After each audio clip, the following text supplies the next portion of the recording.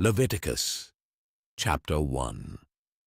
And the Lord called unto Moses, and spake unto him out of the tabernacle of the congregation, saying, Speak unto the children of Israel, and say unto them, If any man of you bring an offering unto the Lord, ye shall bring your offering of the cattle, even of the herd, and of the flock. If his offering be a burnt sacrifice of the herd, let him offer a male without blemish. He shall offer it of his own voluntary will at the door of the tabernacle of the congregation before the Lord. And he shall put his hand upon the head of the burnt offering, and it shall be accepted for him to make atonement for him. And he shall kill the bullock before the Lord. And the priests, Aaron's sons, shall bring the blood, and sprinkle the blood round about upon the altar that is by the door of the tabernacle of the congregation. And he shall flay the burnt offering, and cut it into his pieces. And the sons of Aaron the priest shall put fire upon the altar, and lay the wood in order upon the fire. And the priests, Aaron's sons, shall lay the parts, the head and the fat, in order upon the wood that is on the fire which is upon the altar. But his inwards and his legs shall he wash in water. And the priest shall burn all on the altar, to be a burnt sacrifice, an offering made by fire, of a sweet savour unto the Lord. And if his offering be of the flocks, namely, of the sheep, or of the goats, for a burnt sacrifice, he shall bring it a male without blemish. And he shall kill it on the side of the altar northward before the Lord. And the priests, Aaron's sons, shall sprinkle his blood round about upon the altar. And he shall cut it into his pieces, with his head and his fat. And the priest shall lay them in order on the wood that is on the fire, which is upon the altar. But he shall wash the inwards and the legs with water. And the priest shall bring it all, and burn it upon the altar. It is a burnt sacrifice, an offering made by fire, of a sweet savour unto the Lord. And if the burnt sacrifice for his offering to the Lord be of fowls, then he shall bring his offering of turtle-doves, or of young pigeons. And the priest shall bring it unto the altar, and wring off his head, and burn it on the altar. And the blood thereof shall be wrung out at the side of the altar. And he shall pluck away his crop with his feathers, and cast it beside the altar on the east part, by the place of the ashes. And he shall cleave it with the wings thereof, but shall not divide it asunder. And the priest shall burn it upon the altar, upon the wood that is upon the fire. It is a burnt sacrifice, an offering made by fire, of a sweet savour unto the Lord. Leviticus chapter 2. And when any will offer a meat offering unto the Lord, his offering shall be of fine flour, and he shall pour oil upon it, and put frankincense thereon.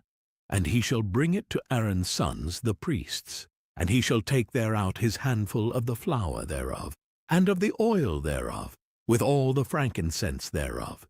And the priest shall burn the memorial of it upon the altar, to be an offering made by fire, of a sweet savour unto the Lord.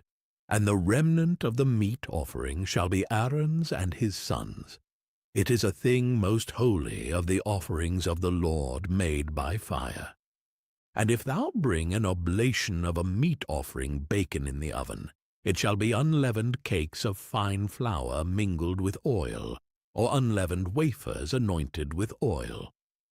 And if thy oblation be a meat offering baken in a pan, it shall be of fine flour unleavened, mingled with oil. Thou shalt part it in pieces, and pour oil thereon. It is a meat offering. And if thy oblation be a meat offering baken in the frying pan, it shall be made of fine flour, with oil.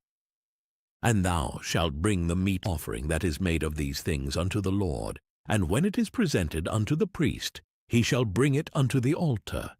And the priest shall take from the meat offering a memorial thereof, and shall burn it upon the altar.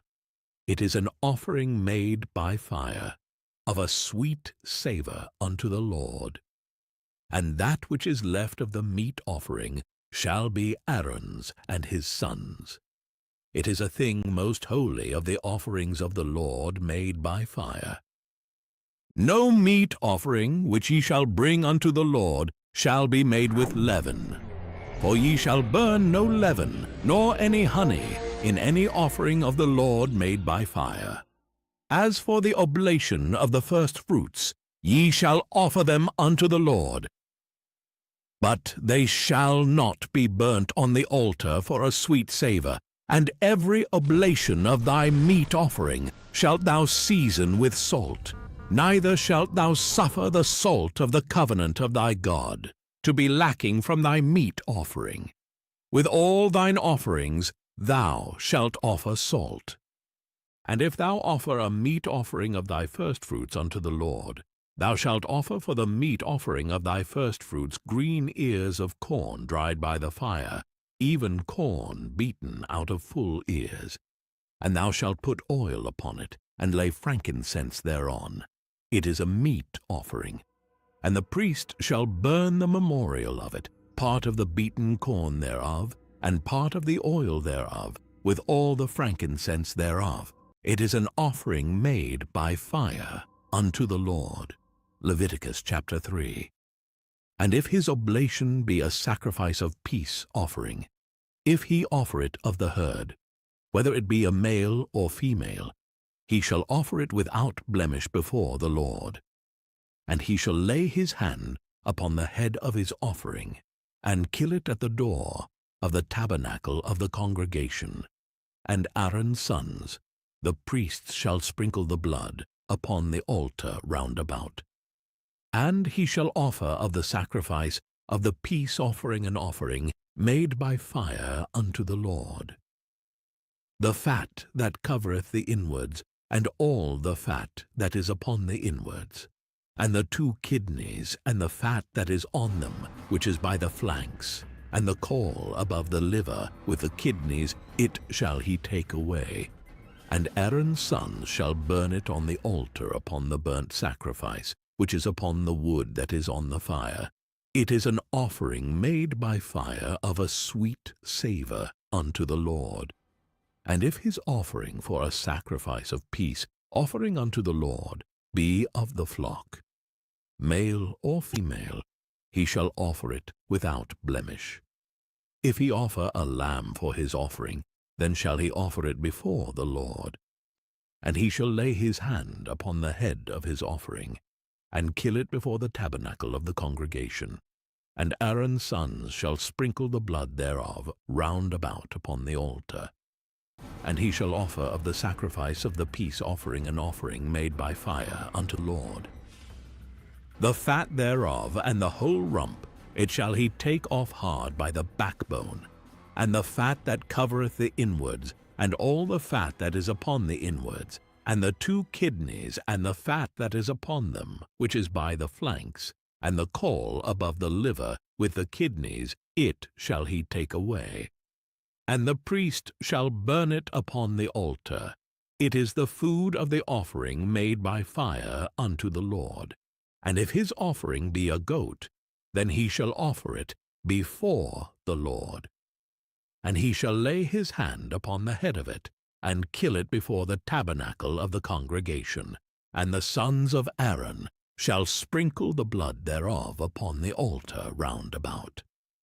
And he shall offer thereof his offering, even an offering made by fire unto the Lord, the fat that covereth the inwards, and all the fat that is upon the inwards, and the 2 kidneys, and the fat that is upon them, which is by the flanks, and the caul above the liver with the kidneys, it shall he take away. And the priest shall burn them upon the altar. It is the food of the offering made by fire for a sweet savour. All the fat is the Lord's. It shall be a perpetual statute for your generations throughout all your dwellings, that ye eat neither fat nor blood. Leviticus chapter 4.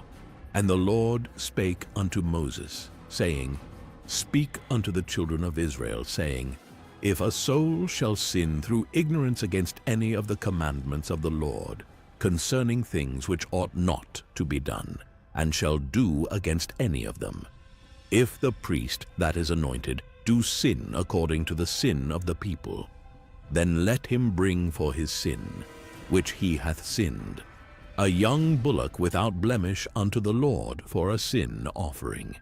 And he shall bring the bullock unto the door of the tabernacle of the congregation before the Lord, and shall lay his hand upon the bullock's head, and kill the bullock before the Lord. And the priest that is anointed shall take of the bullock's blood, and bring it to the tabernacle of the congregation. And the priest shall dip his finger in the blood, and sprinkle of the blood 7 times before the Lord, before the veil of the sanctuary. And the priest shall put some of the blood upon the horns of the altar of sweet incense before the Lord, which is in the tabernacle of the congregation, and shall pour all the blood of the bullock at the bottom of the altar of the burnt offering, which is at the door of the tabernacle of the congregation. And he shall take off from it all the fat of the bullock for the sin offering, the fat that covereth the inwards, and all the fat that is upon the inwards, and the 2 kidneys, and the fat that is upon them, which is by the flanks, and the caul above the liver, with the kidneys it shall he take away, as it was taken off from the bullock of the sacrifice of peace offerings. And the priest shall burn them upon the altar of the burnt offering, and the skin of the bullock, and all his flesh, with his head, and with his legs, and his inwards, and his dung. Even the whole bullock shall he carry forth without the camp unto a clean place, where the ashes are poured out, and burn him on the wood with fire. Where the ashes are poured out, shall he be burnt. And if the whole congregation of Israel sin through ignorance, and the thing be hid from the eyes of the assembly, and they have done somewhat against any of the commandments of the Lord concerning things which should not be done, and are guilty, when the sin which they have sinned against it is known, then the congregation shall offer a young bullock for the sin, and bring him before the tabernacle of the congregation. And the elders of the congregation shall lay their hands upon the head of the bullock before the Lord, and the bullock shall be killed before the Lord. And the priest that is anointed shall bring of the bullock's blood to the tabernacle of the congregation, and the priest shall dip his finger in some of the blood, and sprinkle it 7 times before the Lord, even before the veil. And he shall put some of the blood upon the horns of the altar, which is before the Lord, that is in the tabernacle of the congregation, and shall pour out all the blood at the bottom of the altar of the burnt offering, which is at the door of the tabernacle of the congregation. And he shall take all his fat from him, and burn it upon the altar. And he shall do with the bullock as he did with the bullock for a sin offering, so shall he do with this. And the priest shall make an atonement for them, and it shall be forgiven them. And he shall carry forth the bullock without the camp, and burn him as he burned the first bullock. It is a sin offering for the congregation. When a ruler hath sinned, and done somewhat through ignorance against any of the commandments of the Lord his God, concerning things which should not be done, and is guilty, or if his sin, wherein he hath sinned, come to his knowledge, he shall bring his offering, a kid of the goats, a male without blemish. And he shall lay his hand upon the head of the goat, and kill it in the place where they kill the burnt offering before the Lord. It is a sin offering. And the priest shall take of the blood of the sin offering with his finger, and put it upon the horns of the altar of burnt offering, and shall pour out his blood at the bottom of the altar of burnt offering. And he shall burn all his fat upon the altar, as the fat of the sacrifice of peace offerings. And the priest shall make an atonement for him as concerning his sin, and it shall be forgiven him. And if any one of the common people sin through ignorance, while he doeth somewhat against any of the commandments of the Lord concerning things which ought not to be done, and be guilty, or if his sin which he hath sinned come to his knowledge, then he shall bring his offering, a kid of the goats, a female without blemish, for his sin which he hath sinned. And he shall lay his hand upon the head of the sin offering, and slay the sin offering in the place of the burnt offering. And the priest shall take of the blood thereof with his finger, and put it upon the horns of the altar of burnt offering, and shall pour out all the blood thereof at the bottom of the altar. And he shall take away all the fat thereof, as the fat is taken away from off the sacrifice of peace offerings. And the priest shall burn it upon the altar for a sweet savour unto the Lord. And the priest shall make an atonement for him, and it shall be forgiven him. And if he bring a lamb for a sin offering, he shall bring it a female without blemish. And he shall lay his hand upon the head of the sin offering, and slay it for a sin offering in the place where they kill the burnt offering. And the priest shall take of the blood of the sin offering with his finger, and put it upon the horns of the altar of burnt offering, and shall pour out all the blood thereof at the bottom of the altar. And he shall take away all the fat thereof, as the fat of the lamb is taken away from the sacrifice of the peace offerings. And the priest shall burn them upon the altar, according to the offerings made by fire, unto the Lord. And the priest shall make an atonement for his sin that he hath committed, and it shall be forgiven him. Leviticus chapter 5.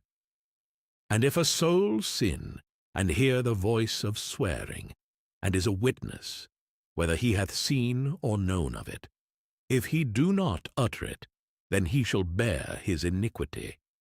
Or if a soul touch any unclean thing, whether it be a carcass of an unclean beast, or a carcass of unclean cattle, or the carcass of unclean creeping things, and if it be hidden from him, he also shall be unclean and guilty. Or if he touch the uncleanness of man, whatsoever uncleanness it be that a man shall be defiled withal, and it be hid from him, when he knoweth of it, then he shall be guilty.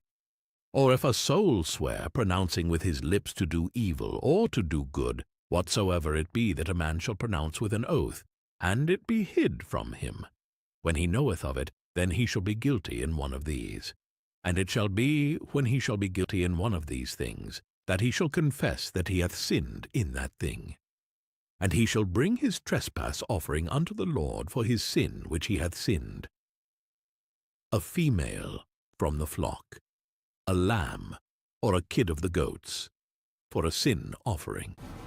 And the priest shall make an atonement for him concerning his sin.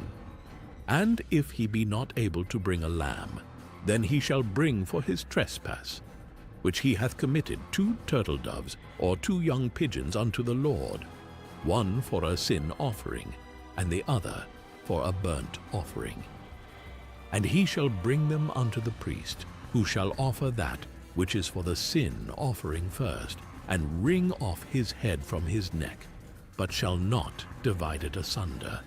And he shall sprinkle of the blood of the sin offering upon the side of the altar, and the rest of the blood shall be wrung out at the bottom of the altar. It is a sin offering. And he shall offer the second for a burnt offering, according to the manner. And the priest shall make an atonement for him for his sin which he hath sinned, and it shall be forgiven him. But if he be not able to bring 2 turtle-doves or 2 young pigeons, then he that sinned shall bring for his offering the 10th part of an ephah of fine flour for a sin offering. He shall put no oil upon it, neither shall he put any frankincense thereon, for it is a sin offering. Then shall he bring it to the priest, and the priest shall take his handful of it, even a memorial thereof, and burn it on the altar, according to the offerings made by fire unto the Lord. It is a sin offering. And the priest shall make an atonement for him, as touching his sin that he hath sinned in one of these, and it shall be forgiven him, and the remnant shall be the priest's, as a meat offering.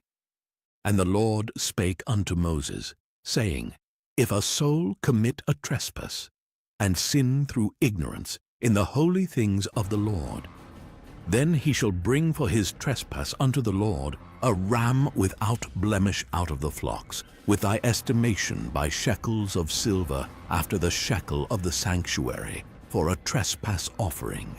And he shall make amends for the harm that he hath done in the holy thing, and shall add the 5th part thereto, and give it unto the priest. And the priest shall make an atonement for him with the ram of the trespass offering, and it shall be forgiven him.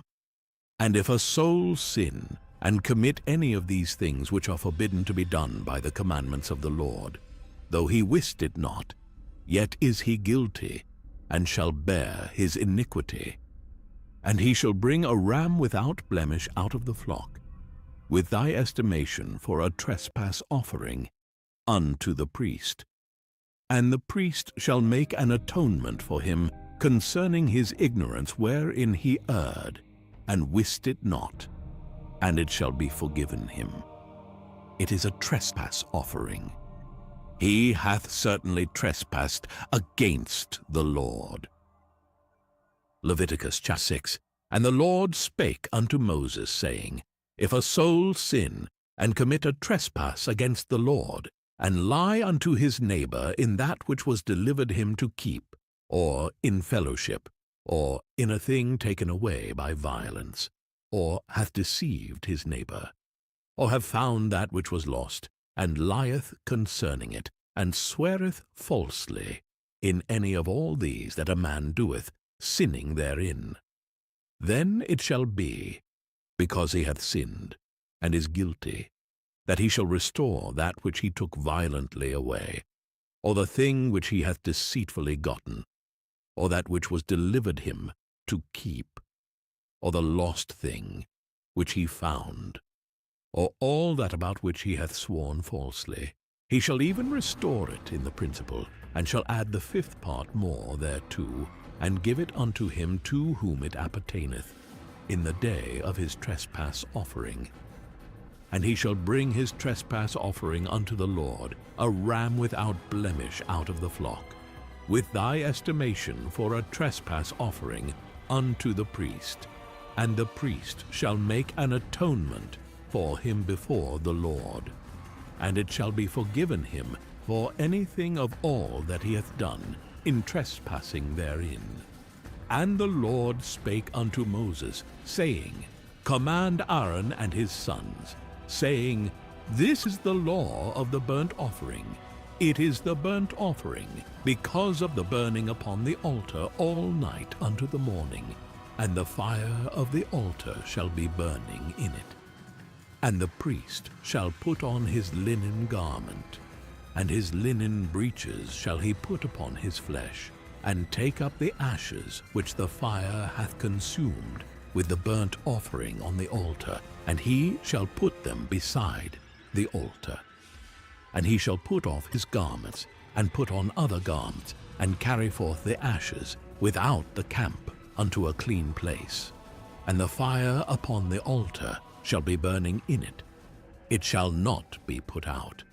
And the priest shall burn wood on it every morning, and lay the burnt offering in order upon it.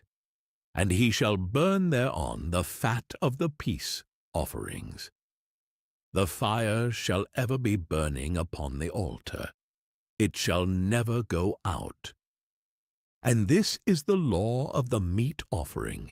The sons of Aaron shall offer it before the Lord, before the altar, and he shall take of it his handful, of the flour of the meat offering, and of the oil thereof, and all the frankincense which is upon the meat offering, and shall burn it upon the altar for a sweet savour, even the memorial of it, unto the Lord. And the remainder thereof shall Aaron and his sons eat. With unleavened bread shall it be eaten in the holy place. In the court of the tabernacle of the congregation they shall eat it. It shall not be baken with leaven. I have given it unto them for their portion of my offerings made by fire. It is most holy, as is the sin offering, and as the trespass offering. All the males among the children of Aaron shall eat of it. It shall be a statute forever in your generations, concerning the offerings of the Lord made by fire. Every one that toucheth them shall be holy. And the Lord spake unto Moses, saying, This is the offering of Aaron and of his sons, which they shall offer unto the Lord in the day when he is anointed. The 10th part of an ephah of fine flour for a meat offering perpetual, half of it in the morning, and half thereof at night. In a pan it shall be made with oil, and when it is baken, thou shalt bring it in, and the baken pieces of the meat offering shalt thou offer for a sweet savour unto the Lord. And the priest of his sons that is anointed in his stead shall offer it. It is a statute forever unto the Lord. It shall be wholly burnt. For every meat offering for the priest shall be wholly burnt. It shall not be eaten. And the Lord spake unto Moses, saying, Speak unto Aaron and to his sons, saying, This is the law of the sin offering. In the place where the burnt offering is killed shall the sin offering be killed before the Lord. It is most holy. The priest that offereth it for sin shall eat it. In the holy place shall it be eaten, in the court of the tabernacle of the congregation. Whatsoever shall touch the flesh thereof shall be holy. And when there is sprinkled of the blood thereof upon any garment, thou shalt wash that whereon it was sprinkled in the holy place. But the earthen vessel wherein it is sodden shall be broken. And if it be sodden in a brazen pot, it shall be both scoured and rinsed in water. All the males among the priests shall eat thereof. It is most holy. And no sin offering whereof any of the blood is brought into the tabernacle of the congregation, to reconcile withal in the holy place, shall be eaten. It shall be burnt in the fire. Leviticus chapter 7. Likewise, this is the law of the trespass offering. It is most holy. In the place where they kill the burnt offering shall they kill the trespass offering, and the blood thereof shall he sprinkle round about upon the altar. And he shall offer of it all the fat thereof, the rump, and the fat that covereth the inwards, and the 2 kidneys, and the fat that is on them, which is by the flanks, and the caul that is above the liver, with the kidneys, it shall he take away.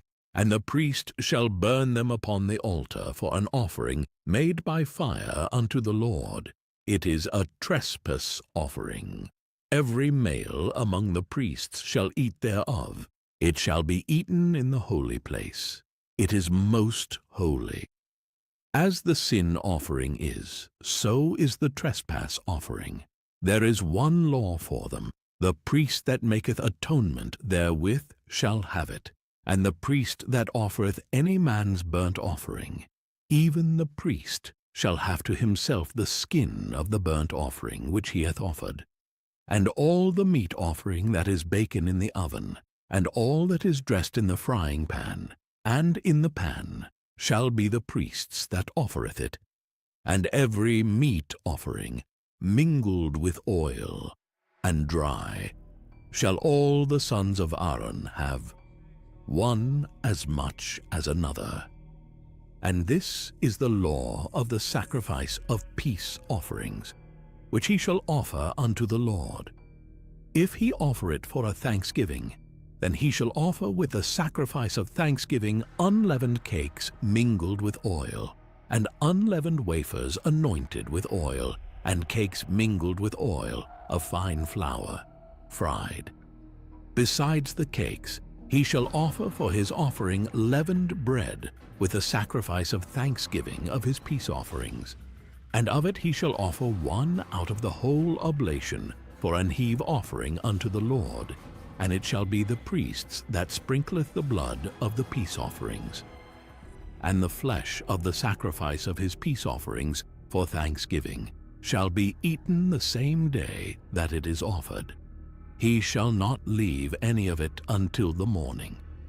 But if the sacrifice of his offering be a vow or a voluntary offering, it shall be eaten the same day that he offereth his sacrifice, and on the morrow also the remainder of it shall be eaten. But the remainder of the flesh of the sacrifice on the third day shall be burnt with fire.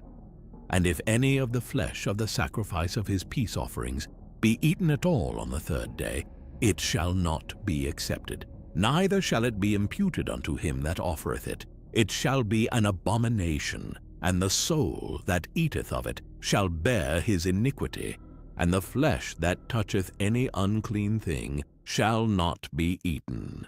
It shall be burnt with fire, and as for the flesh, all that be clean shall eat thereof. But the soul that eateth of the flesh of the sacrifice of peace offerings that pertain unto the Lord, having his uncleanness upon him, even that soul shall be cut off from his people.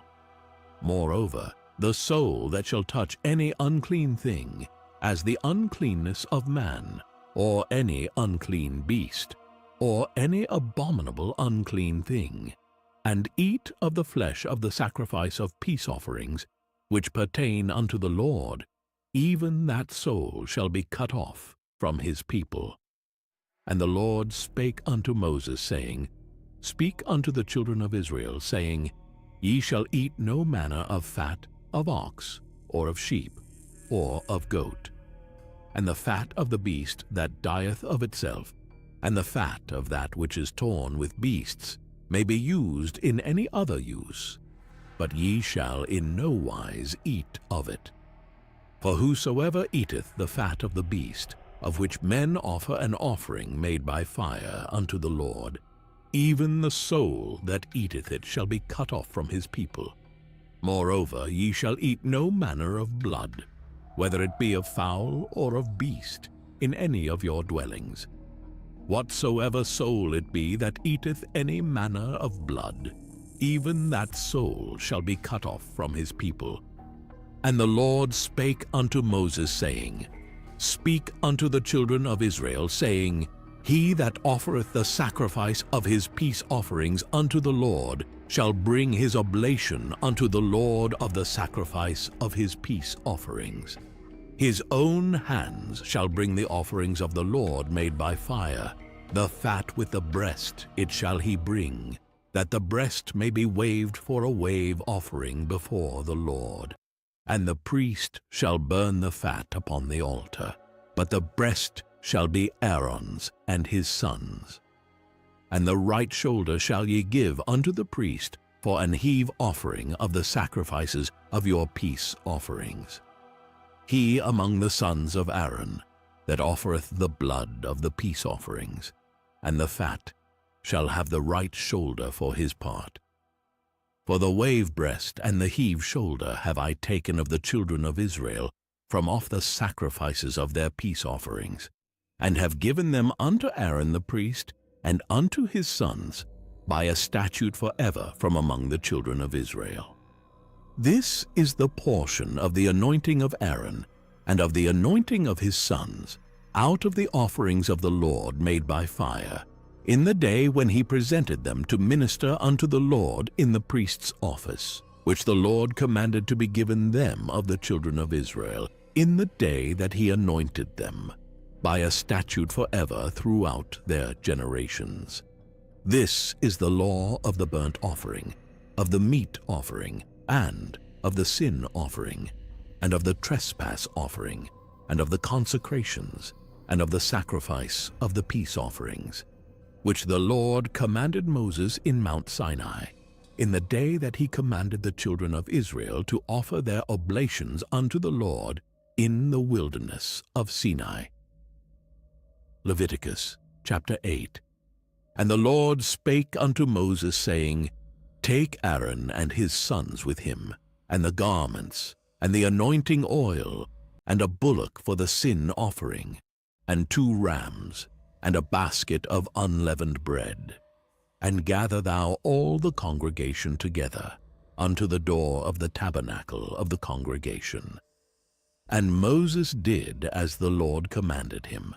And the assembly was gathered together unto the door of the tabernacle of the congregation. And Moses said unto the congregation, This is the thing which the Lord commanded to be done. And Moses brought Aaron and his sons, and washed them with water. And he put upon him the coat, and girded him with the girdle, and clothed him with the robe, and put the ephod upon him. And he girded him with the curious girdle of the ephod, and bound it unto him therewith. And he put the breastplate upon him. Also he put in the breastplate the Urim and the Thummim. And he put the mitre upon his head. Also upon the mitre, even upon his forefront, did he put the golden plate, the holy crown, as the Lord commanded Moses. And Moses took the anointing oil, and anointed the tabernacle, and all that was therein, and sanctified them. And he sprinkled thereof upon the altar 7 times, and anointed the altar and all his vessels, both the laver and his foot, to sanctify them. And he poured of the anointing oil upon Aaron's head, and anointed him to sanctify him. And Moses brought Aaron's sons, and put coats upon them, and girded them with girdles, and put bonnets upon them, as the Lord commanded Moses. And he brought the bullock for the sin offering. And Aaron and his sons laid their hands upon the head of the bullock for the sin offering. And he slew it. And Moses took the blood, and put it upon the horns of the altar round about with his finger, and purified the altar, and poured the blood at the bottom of the altar, and sanctified it, to make reconciliation upon it. And he took all the fat that was upon the inwards, and the caul above the liver, and the 2 kidneys, and their fat, and Moses burned it upon the altar. But the bullock, and his hide, his flesh, and his dung, he burnt with fire without the camp, as the Lord commanded Moses. And he brought the ram for the burnt offering. And Aaron and his sons laid their hands upon the head of the ram, and he killed it. And Moses sprinkled the blood on the altar round about. And he cut the ram into pieces, and Moses burnt the head and the pieces and the fat. And he washed the inwards and the legs in water, and Moses burnt the whole ram upon the altar. It was a burnt sacrifice for a sweet savour, and an offering made by fire unto the Lord, as the Lord commanded Moses. And he brought the other ram, the ram of consecration, and Aaron and his sons laid their hands upon the head of the ram, and he slew it. And Moses took of the blood of it, and put it upon the tip of Aaron's right ear, and upon the thumb of his right hand, and upon the great toe of his right foot. And he brought Aaron's sons, and Moses put of the blood upon the tip of their right ear, and upon the thumbs of their right hands, and upon the great toes of their right feet. And Moses sprinkled the blood upon the altar round about. And he took the fat, and the rump, and all the fat that was upon the inwards, and the caul above the liver, and the 2 kidneys, and their fat, and the right shoulder. And out of the basket of unleavened bread that was before the Lord, he took 1 unleavened cake, and a cake of oiled bread, and 1 wafer, and put them on the fat, and upon the right shoulder. And he put all upon Aaron's hands, and upon his sons' hands, and waved them for a wave offering before the Lord. And Moses took them from off their hands, and burnt them on the altar upon the burnt offering. They were consecrations for a sweet savor. It is an offering made by fire unto the Lord. And Moses took the breast, and waved it for a wave offering before the Lord. For of the ram of consecration it was Moses' part, as the Lord commanded Moses. And Moses took of the anointing oil, and of the blood which was upon the altar, and sprinkled it upon Aaron, and upon his garments, and upon his sons, and upon his sons' garments with him, and sanctified Aaron, and his garments, and his sons' garments with him.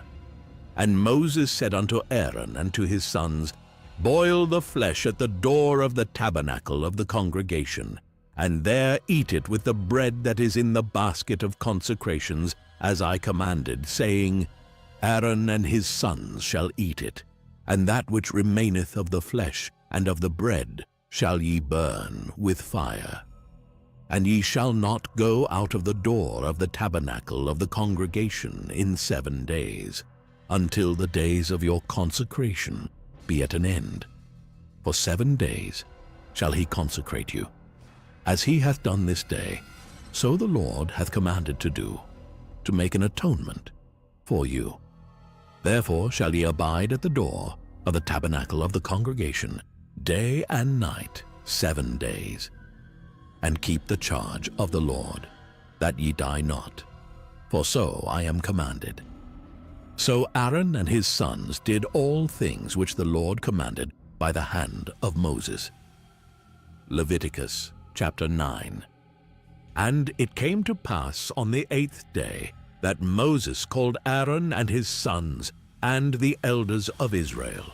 And he said unto Aaron, Take thee a young calf for a sin offering, and a ram for a burnt offering, without blemish, and offer them before the Lord. And unto the children of Israel thou shalt speak, saying, Take ye a kid of the goats for a sin offering, and a calf and a lamb, both of the first year, without blemish, for a burnt offering. Also a bullock and a ram for peace offerings, to sacrifice before the Lord, and a meat offering mingled with oil. For today the Lord will appear unto you. And they brought that which Moses commanded before the tabernacle of the congregation. And all the congregation drew near and stood before the Lord.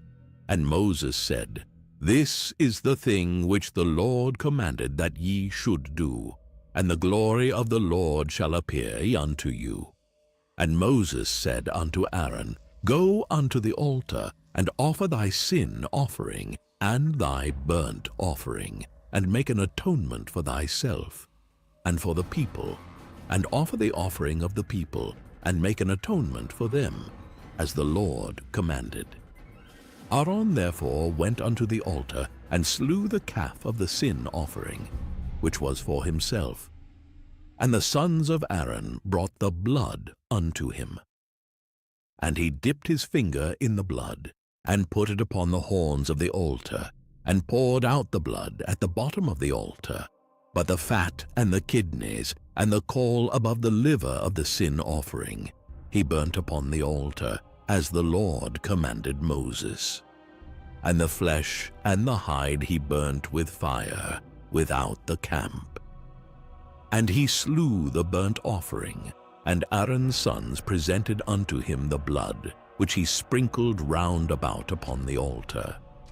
And they presented the burnt offering unto him, with the pieces thereof and the head, and he burnt them upon the altar. And he did wash the inwards and the legs, and burnt them upon the burnt offering on the altar. And he brought the people's offering, and took the goat, which was the sin offering for the people, and slew it, and offered it for sin, as the first. And he brought the burnt offering, and offered it according to the manner.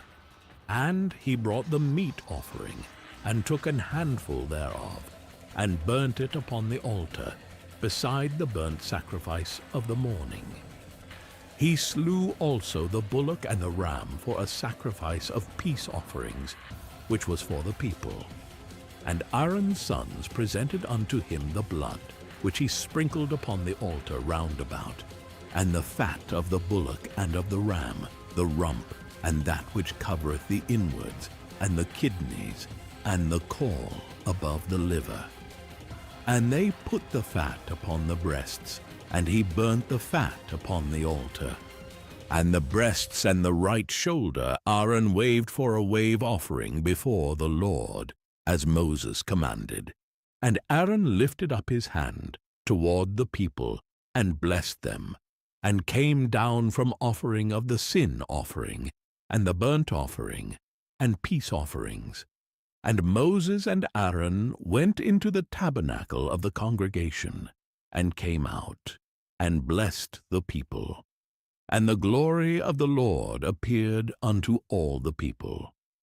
And there came a fire out from before the Lord, and consumed upon the altar the burnt offering and the fat, which when all the people saw, they shouted, and fell on their faces. Leviticus chapter 10. And Nadab and Abihu, the sons of Aaron, took either of them his censer, and put fire therein, and put incense thereon, and offered strange fire before the Lord, which he commanded them not. And there went out fire from the Lord, and devoured them, and they died before the Lord. Then Moses said unto Aaron, This is it that the Lord spake, saying, I will be sanctified in them that come nigh me, and before all the people I will be glorified. And Aaron held his peace. And Moses called Mishael and Elzaphan, the sons of Uzziel, the uncle of Aaron, and said unto them, Come near, carry your brethren from before the sanctuary out of the camp. So they went near, and carried them in their coats out of the camp, as Moses had said. And Moses said unto Aaron, and unto Eleazar, and unto Ithamar his sons, Uncover not your heads, neither rend your clothes, lest ye die, and lest wrath come upon all the people. But let your brethren, the whole house of Israel, bewail the burning which the Lord hath kindled. And ye shall not go out from the door of the tabernacle of the congregation, lest ye die. For the anointing oil of the Lord is upon you. And they did according to the word of Moses. And the Lord spake unto Aaron, saying, Do not drink wine nor strong drink, thou, nor thy sons with thee, when ye go into the tabernacle of the congregation, lest ye die. It shall be a statute forever throughout your generations, and that ye may put difference between holy and unholy, and between unclean and clean, and that ye may teach the children of Israel all the statutes which the Lord hath spoken unto them by the hand of Moses. And Moses spake unto Aaron, and unto Eleazar, and unto Ithamar, his sons that were left, Take the meat offering that remaineth of the offerings of the Lord made by fire, and eat it without leaven beside the altar. For it is most holy, and ye shall eat it in the holy place, because it is thy due, and thy son's due, of the sacrifices of the Lord made by fire. For so I am commanded. And the wave breast and heave shoulder shall ye eat in a clean place, thou, and thy sons, and thy daughters with thee. For they be thy due, and thy sons' due, which are given out of the sacrifices of peace offerings of the children of Israel. The heave shoulder and the wave breast shall they bring with the offerings made by fire of the fat, to wave it for a wave offering before the Lord. And it shall be thine, and thy sons with thee, by a statute forever, as the Lord hath commanded. And Moses diligently sought the goat of the sin offering, and, behold, it was burnt. And he was angry with Eleazar and Ithamar, the sons of Aaron, which were left alive, saying, Wherefore have ye not eaten the sin offering in the holy place, seeing it is most holy, and God hath given it you to bear the iniquity of the congregation, to make atonement for them before the Lord? Behold, the blood of it was not brought in within the holy place. Ye should indeed have eaten it in the holy place, as I commanded.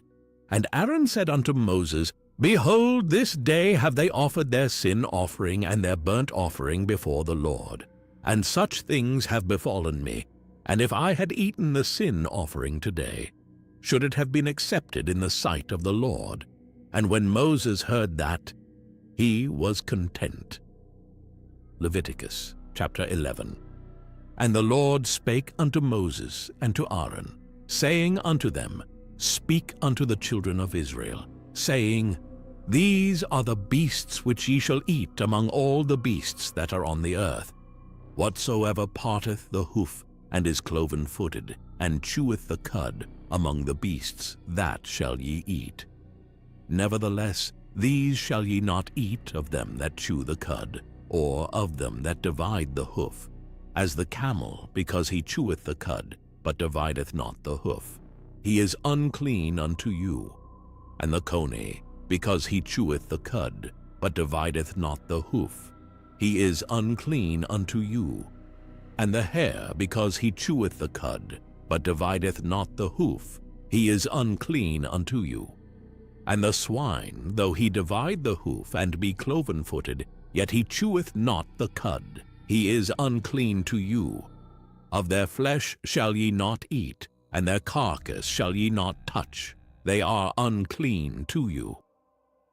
These shall ye eat of all that are in the waters, whatsoever hath fins and scales in the waters, in the seas, and in the rivers, them shall ye eat.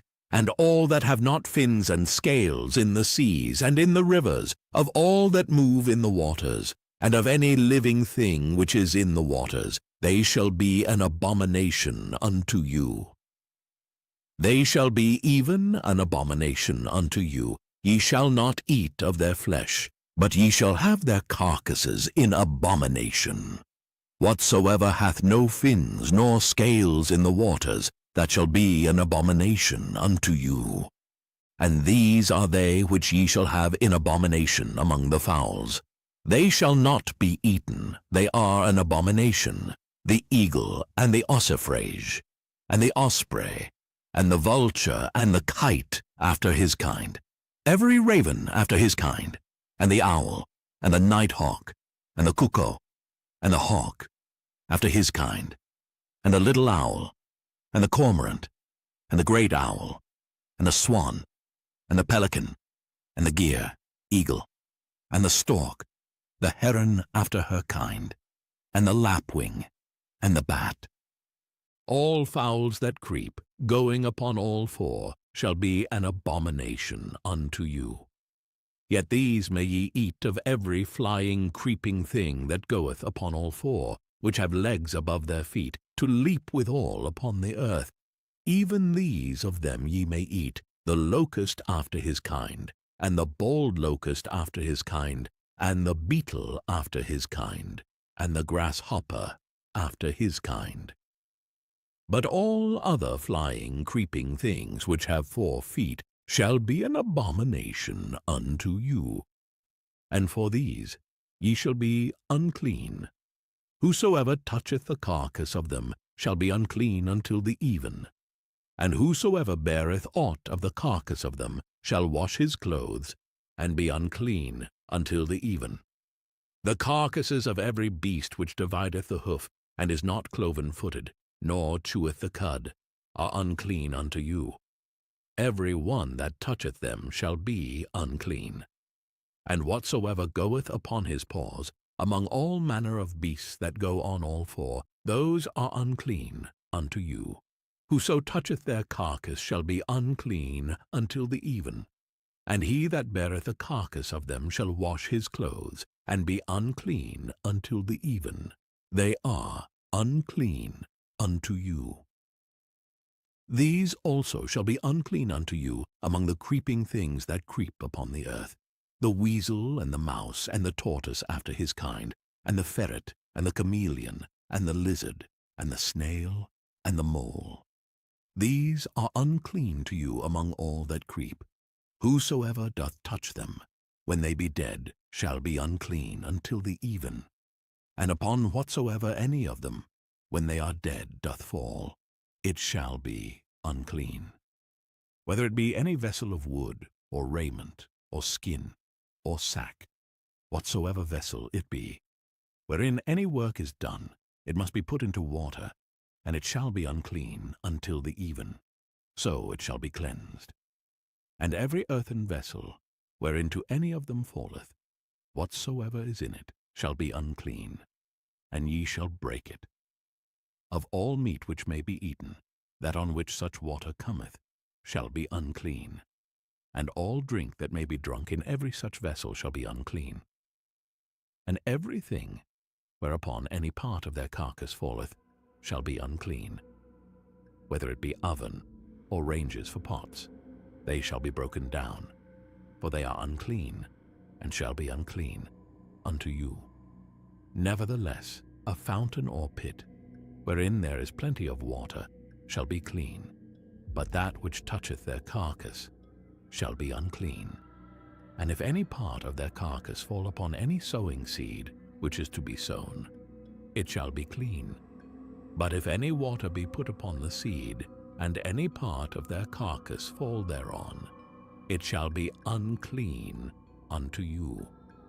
And if any beast of which ye may eat die, he that toucheth the carcass thereof shall be unclean until the even, and he that eateth of the carcass of it shall wash his clothes, and be unclean until the even.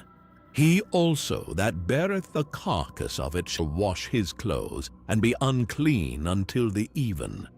And every creeping thing that creepeth upon the earth shall be an abomination. It shall not be eaten. Whatsoever goeth upon the belly, and whatsoever goeth upon all four, or whatsoever hath more feet among all creeping things that creep upon the earth, them ye shall not eat, for they are an abomination. Ye shall not make yourselves abominable with any creeping thing that creepeth, neither shall ye make yourselves unclean with them, that ye should be defiled thereby. For I am the Lord your God. Ye shall therefore sanctify yourselves, and ye shall be holy. For I am holy, neither shall ye defile yourselves with any manner of creeping thing that creepeth upon the earth. For I am the Lord that bringeth you up out of the land of Egypt, to be your God. Ye shall therefore be holy, for I am holy. This is the law of the beasts, and of the fowl, and of every living creature that moveth in the waters, and of every creature that creepeth upon the earth, to make a difference between the unclean and the clean, and between the beast that may be eaten, and the beast that may not be eaten. Leviticus chapter 12.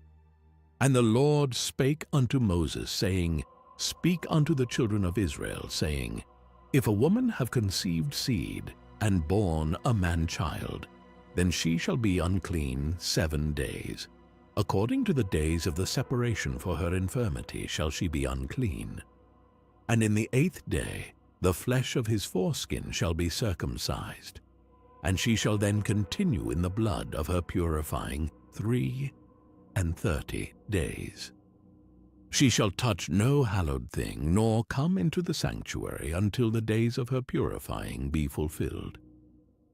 But if she bear a maid-child, then she shall be unclean 2 weeks, as in her separation, and she shall continue in the blood of her purifying 66 days. And when the days of her purifying are fulfilled, for a son or for a daughter, she shall bring a lamb of the 1st year for a burnt offering, and a young pigeon or a turtle dove for a sin offering, unto the door of the tabernacle of the congregation, unto the priest, who shall offer it before the Lord, and make an atonement for her. And she shall be cleansed from the issue of her blood. This is the law for her that hath borne a male or a female. And if she be not able to bring a lamb, then she shall bring 2 turtles, or 2 young pigeons, the one for the burnt offering, and the other for a sin offering. And the priest shall make an atonement for her, and she shall be clean. Leviticus chapter 13.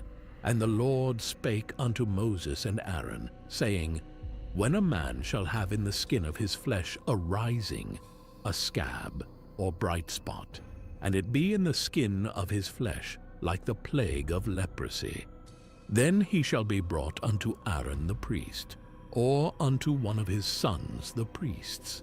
And the priest shall look on the plague in the skin of the flesh. And when the hair in the plague is turned white, and the plague in sight be deeper than the skin of his flesh, it is a plague of leprosy, and the priest shall look on him, and pronounce him unclean.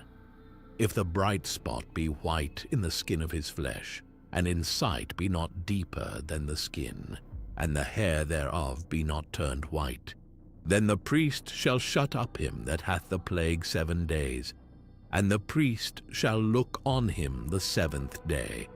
And behold, if the plague in his sight be at a stay, and the plague spread not in the skin, then the priest shall shut him up 7 days more. And the priest shall look on him again the 7th day. And behold, if the plague be somewhat dark, and the plague spread not in the skin, the priest shall pronounce him clean. It is but a scab, and he shall wash his clothes, and be clean. But if the scab spread much abroad in the skin, after that he hath been seen of the priest for his cleansing, he shall be seen of the priest again. And if the priest see that, behold, the scab spreadeth in the skin, then the priest shall pronounce him unclean. It is a leprosy. When the plague of leprosy is in a man, then he shall be brought unto the priest, and the priest shall see him. And behold, if the rising be white in the skin, and it have turned the hair white, and there be quick raw flesh in the rising, it is an old leprosy in the skin of his flesh, and the priest shall pronounce him unclean, and shall not shut him up, for he is unclean. And if a leprosy break out abroad in the skin, and the leprosy cover all the skin of him that hath the plague from his head even to his foot, wheresoever the priest looketh, then the priest shall consider, and behold, if the leprosy have covered all his flesh, he shall pronounce him clean that hath the plague. It is all turned white. He is clean. But when raw flesh appeareth in him, he shall be unclean. And the priest shall see the raw flesh, and pronounce him to be unclean. For the raw flesh is unclean. It is a leprosy. Or if the raw flesh turn again, and be changed unto white, he shall come unto the priest, and the priest shall see him. And behold, if the plague be turned into white, then the priest shall pronounce him clean that hath the plague. He is clean. The flesh also, in which even in the skin thereof was a boil, and is healed, and in the place of the boil there be a white rising, or a bright spot white and somewhat reddish, and it be showed to the priest. And if, when the priest seeth it, behold, it be in sight lower than the skin, and the hair thereof be turned white, the priest shall pronounce him unclean. It is a plague of leprosy broken out of the boil. But if the priest look on it, and behold, there be no white hairs therein, and if it be not lower than the skin, but be somewhat dark, then the priest shall shut him up 7 days. And if it spread much abroad in the skin, then the priest shall pronounce him unclean. It is a plague. But if the bright spot stay in his place and spread not, it is a burning boil, and the priest shall pronounce him clean. Or if there be any flesh, in the skin whereof there is a hot burning, and the quick flesh that burneth have a white bright spot, somewhat reddish or white, then the priest shall look upon it, and behold, if the hair in the bright spot be turned white, and it be in sight deeper than the skin, it is a leprosy broken out of the burning. Wherefore the priest shall pronounce him unclean. It is the plague of leprosy. But if the priest look on it, and behold, there be no white hair in the bright spot, and it be no lower than the other skin, but be somewhat dark, then the priest shall shut him up 7 days, and the priest shall look upon him the 7th day. And if it be spread much abroad in the skin, then the priest shall pronounce him unclean. It is the plague of leprosy. And if the bright spot stay in his place, and spread not in the skin, but it be somewhat dark, it is a rising of the burning, and the priest shall pronounce him clean. For it is an inflammation of the burning. If a man or woman have a plague upon the head, or the beard, then the priest shall see the plague. And behold, if it be in sight deeper than the skin, and there be in it a yellow thin hair, then the priest shall pronounce him unclean. It is a dry scall, even a leprosy upon the head or beard. And if the priest look on the plague of the skull, and behold, it be not in sight deeper than the skin, and that there is no black hair in it, then the priest shall shut up him that hath the plague of the skull 7 days. And in the 7th day the priest shall look on the plague. And behold, if the skull spread not, and there be in it no yellow hair, and the skull be not in sight deeper than the skin, he shall be shaven, but the skull shall he not shave. And the priest shall shut up him that hath the skull 7 days more. And in the 7th day the priest shall look on the skull. And behold, if the skull be not spread in the skin, nor be in sight deeper than the skin, then the priest shall pronounce him clean, and he shall wash his clothes, and be clean. But if the skull spread much in the skin after his cleansing, then the priest shall look on him. And behold, if the skull be spread in the skin, the priest shall not seek for yellow hair. He is unclean. But if the skull be in his sight at a stay, and that there is black hair grown up therein, the skull is healed. He is clean, and the priest shall pronounce him clean. If a man also or a woman have in the skin of their flesh bright spots, even white bright spots, then the priest shall look, and behold, if the bright spots in the skin of their flesh be darkish white, it is a freckled spot that groweth in the skin. He is clean. And the man whose hair is fallen off his head, he is bald, yet is he clean.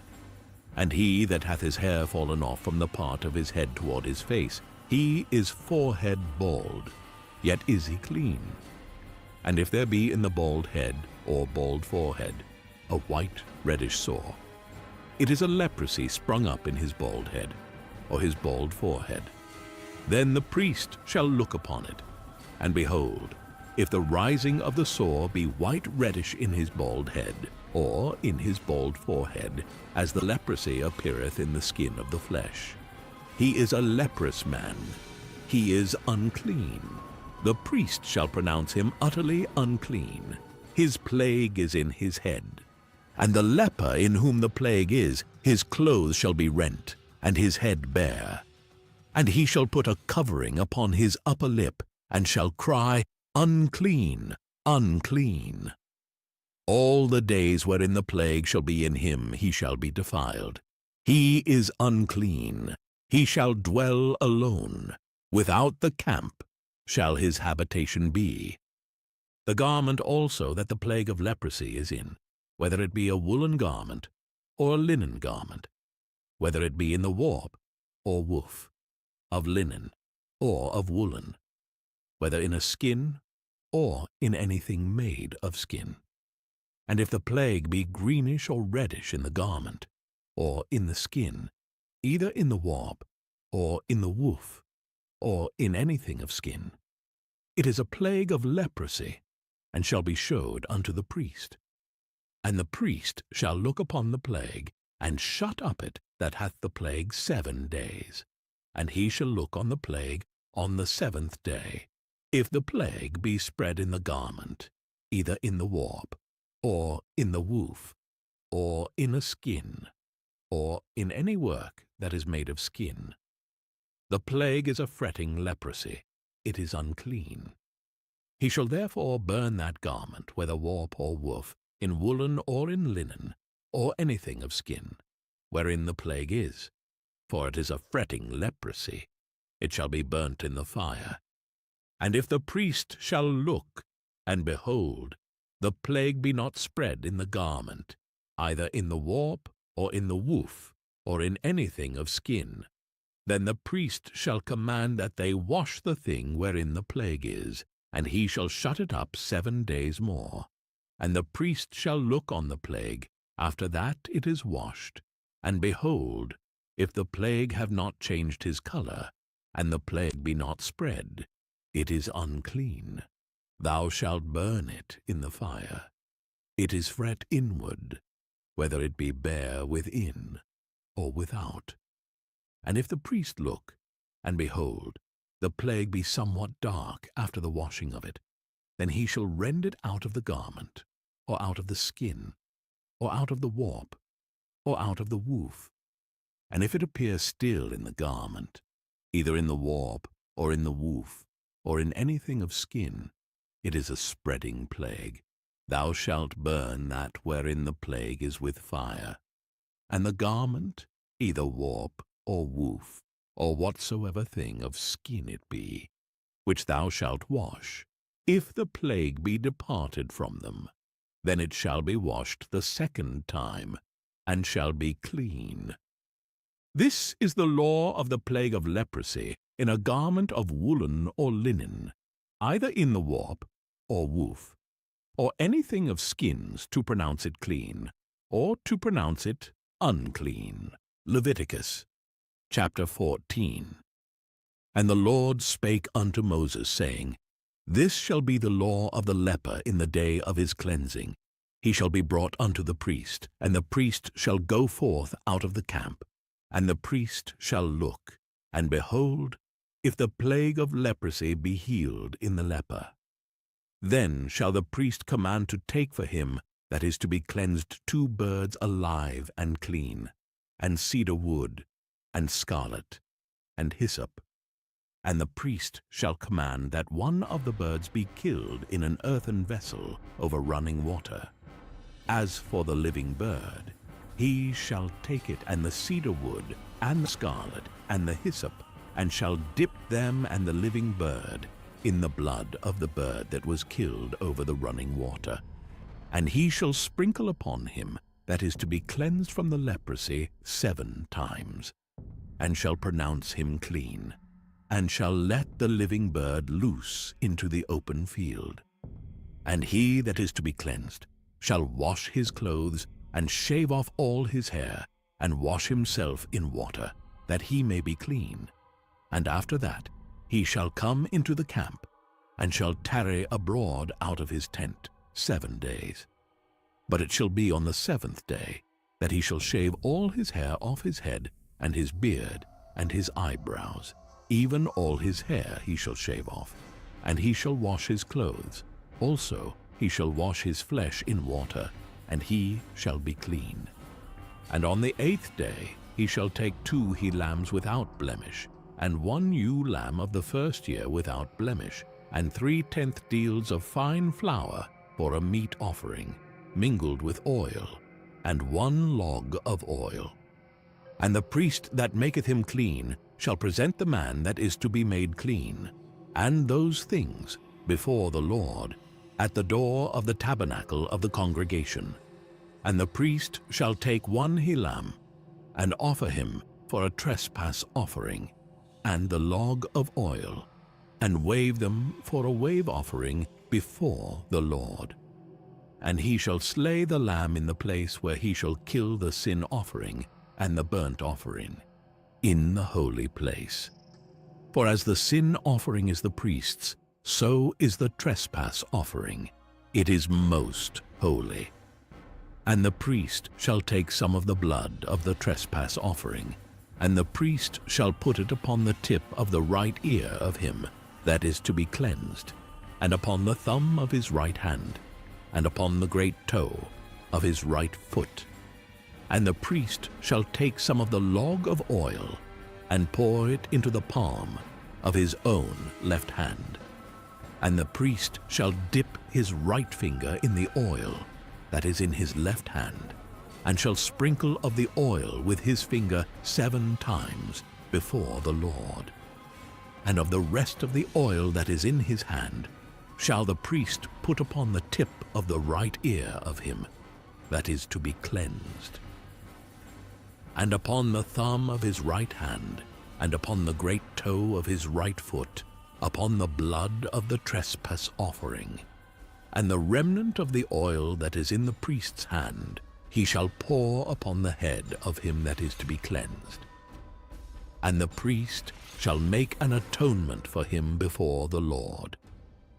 And the priest shall offer the sin offering, and make an atonement for him that is to be cleansed from his uncleanness. And afterward he shall kill the burnt offering. And the priest shall offer the burnt offering and the meat offering upon the altar. And the priest shall make an atonement for him, and he shall be clean. And if he be poor, and cannot get so much, then he shall take 1 lamb for a trespass offering to be waved, to make an atonement for him, and 1/10 deal of fine flour mingled with oil for a meat offering, and a log of oil, and 2 turtle doves, or 2 young pigeons, such as he is able to get. And the one shall be a sin offering, and the other a burnt offering. And he shall bring them on the 8th day for his cleansing unto the priest, unto the door of the tabernacle of the congregation, before the Lord. And the priest shall take the lamb of the trespass offering, and the log of oil, and the priest shall wave them for a wave offering before the Lord. And he shall kill the lamb of the trespass offering, and the priest shall take some of the blood of the trespass offering, and put it upon the tip of the right ear of him that is to be cleansed, and upon the thumb of his right hand, and upon the great toe of his right foot. And the priest shall pour of the oil into the palm of his own left hand. And the priest shall sprinkle with his right finger some of the oil that is in his left hand 7 times before the Lord. And the priest shall put of the oil that is in his hand upon the tip of the right ear of him that is to be cleansed, and upon the thumb of his right hand, and upon the great toe of his right foot, upon the place of the blood of the trespass offering. And the rest of the oil that is in the priest's hand he shall put upon the head of him that is to be cleansed, to make an atonement for him before the Lord. And he shall offer the one of the turtle doves, or of the young pigeons, such as he can get, even such as he is able to get, the one for a sin offering, and the other for a burnt offering, with the meat offering. And the priest shall make an atonement for him that is to be cleansed before the Lord. This is the law of him in whom is the plague of leprosy, whose hand is not able to get that which pertaineth to his cleansing. And the Lord spake unto Moses and unto Aaron, saying, When ye be come into the land of Canaan, which I give to you for a possession, and I put the plague of leprosy in a house of the land of your possession, and he that owneth the house shall come and tell the priest, saying, It seemeth to me there is as it were a plague in the house. Then the priest shall command that they empty the house, before the priest go into it to see the plague, that all that is in the house be not made unclean. And afterward the priest shall go in to see the house, and he shall look on the plague, and behold, if the plague be in the walls of the house with hollow strakes, greenish or reddish, which in sight are lower than the wall, then the priest shall go out of the house to the door of the house, and shut up the house 7 days.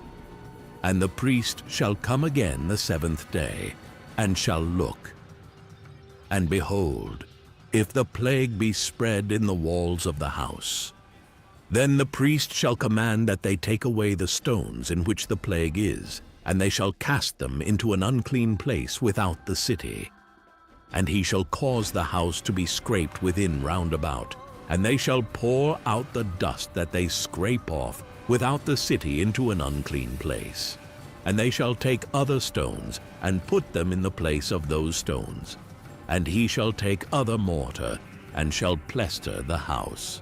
And if the plague come again, and break out in the house, after that he hath taken away the stones, and after he hath scraped the house, and after it is plastered, then the priest shall come and look, and behold, if the plague be spread in the house, it is a fretting leprosy in the house, it is unclean.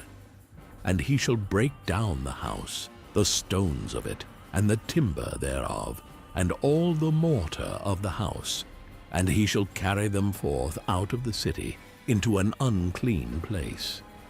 Moreover, he that goeth into the house all the while that it is shut up shall be unclean until the even. And he that lieth in the house shall wash his clothes, and he that eateth in the house shall wash his clothes.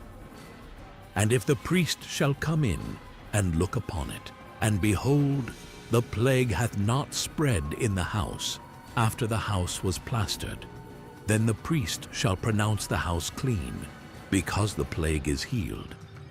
And he shall take to cleanse the house 2 birds, and cedar wood, and scarlet, and hyssop. And he shall kill the one of the birds in an earthen vessel over running water.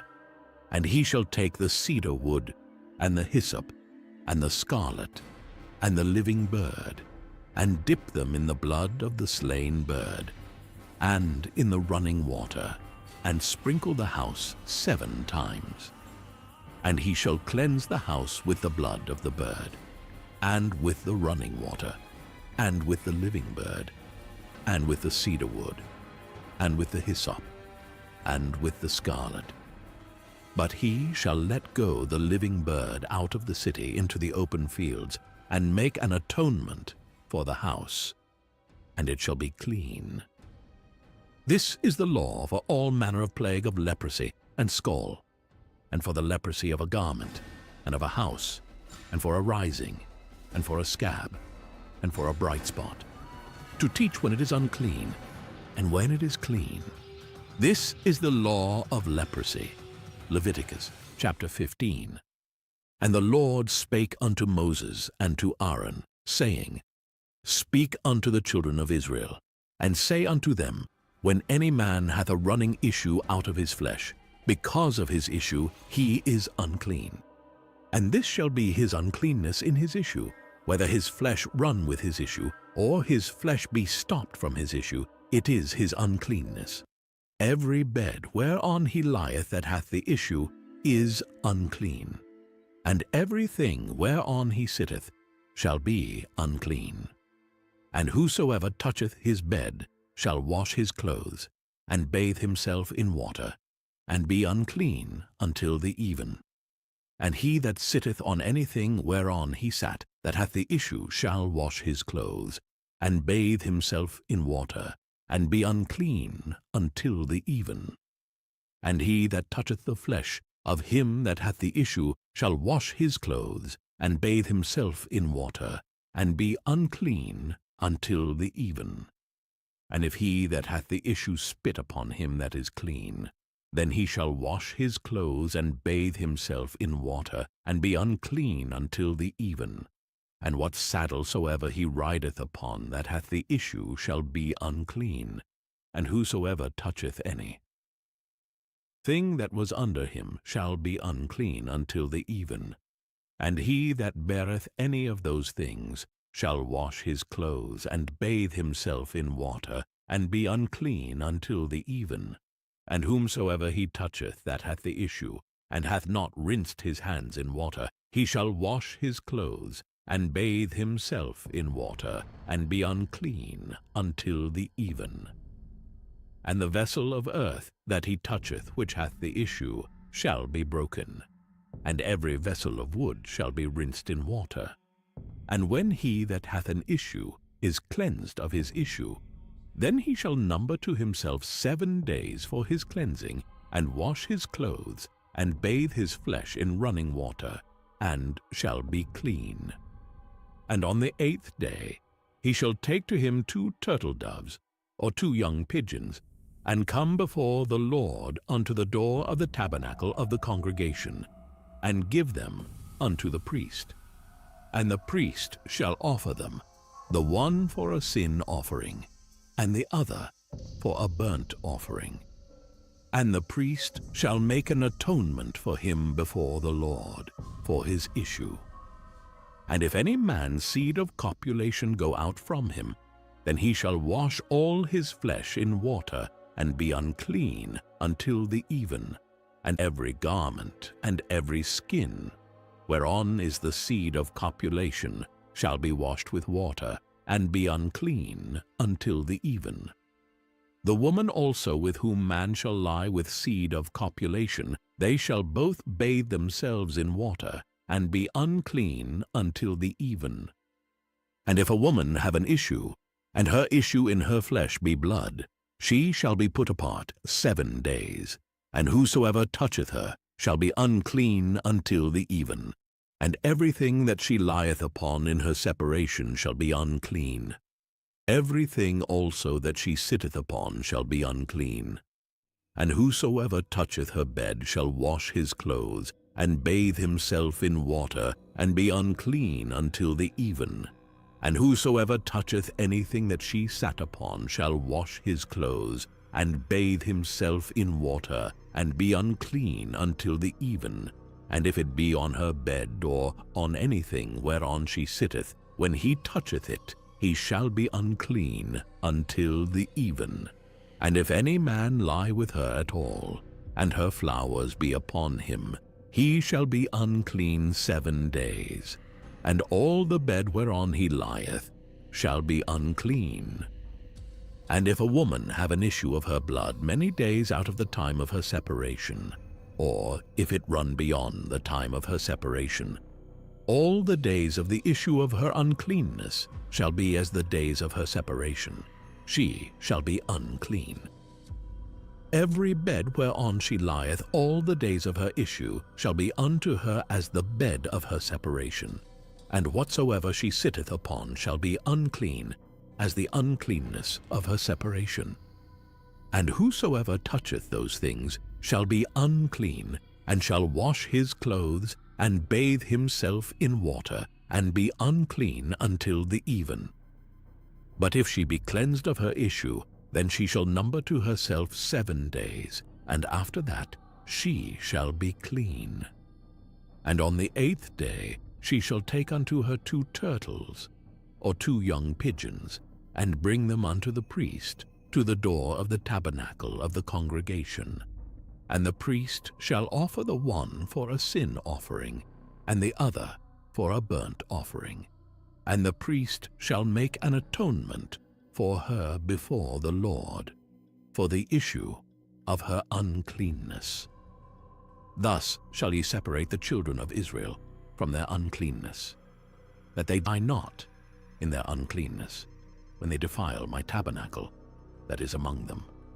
This is the law of him that hath an issue, and of him whose seed goeth from him, and is defiled therewith, and of her that is sick of her flowers, and of him that hath an issue, of the man, and of the woman, and of him that lieth with her, that is unclean.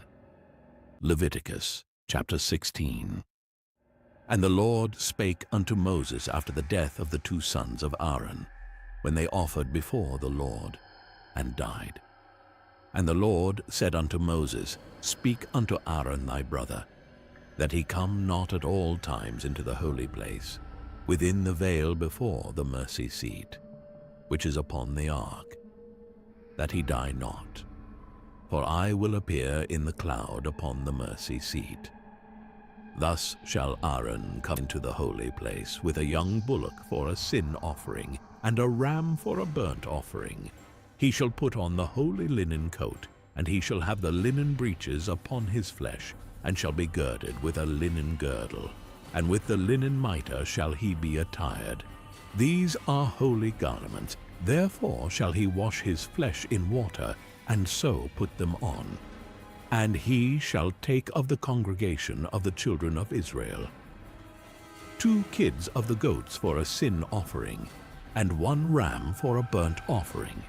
And Aaron shall offer his bullock of the sin offering, which is for himself, and make an atonement for himself, and for his house. And he shall take the 2 goats, and present them before the Lord, at the door of the tabernacle of the congregation. And Aaron shall cast lots upon the 2 goats, 1 lot for the Lord, and the other lot for the scapegoat. And Aaron shall bring the goat upon which the Lord's lot fell, and offer him for a sin offering.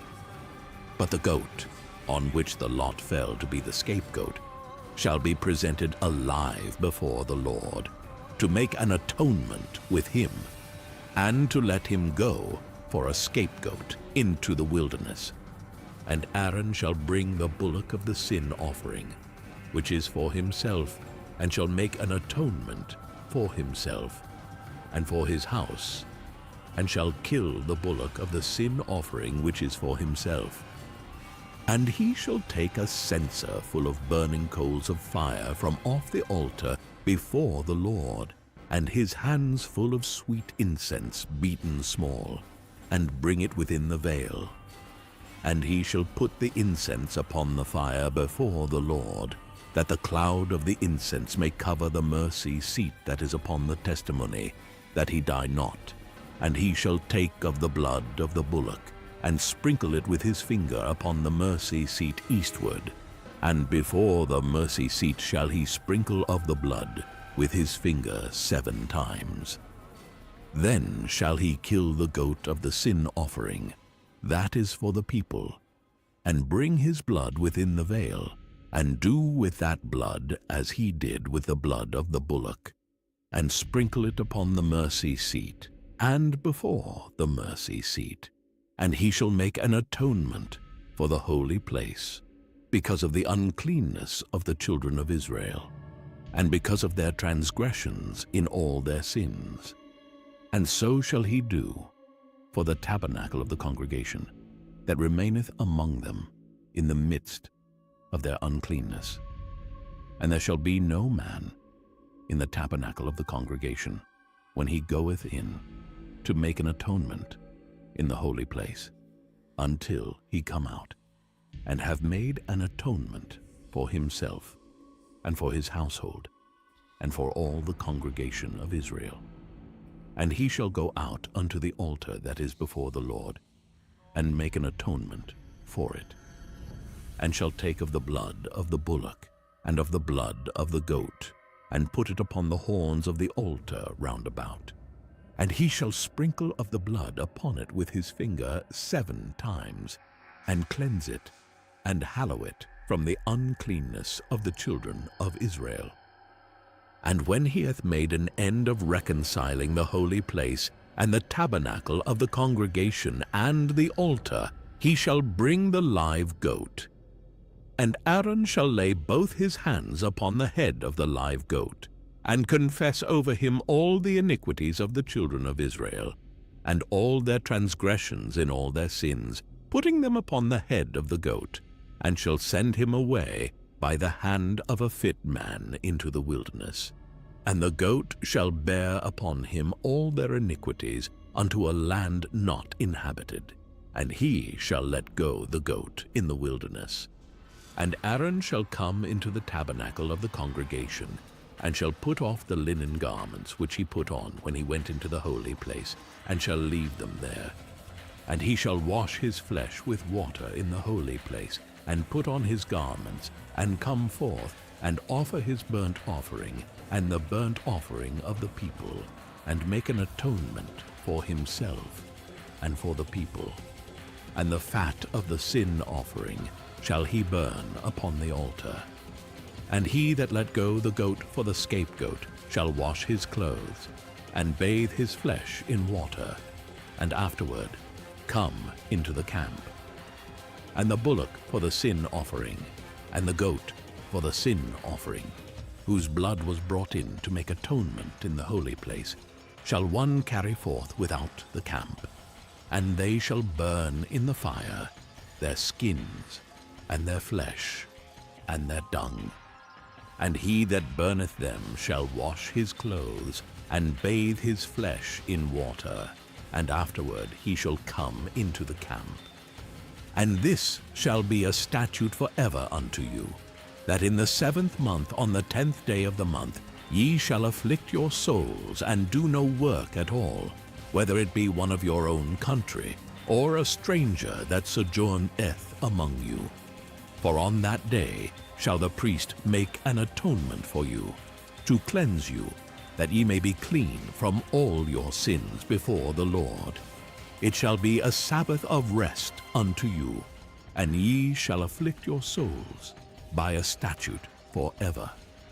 And the priest, whom he shall anoint, and whom he shall consecrate to minister in the priest's office in his father's stead, shall make the atonement, and shall put on the linen clothes, even the holy garments. And he shall make an atonement for the holy sanctuary, and he shall make an atonement for the tabernacle of the congregation, and for the altar. And he shall make an atonement for the priests, and for all the people of the congregation.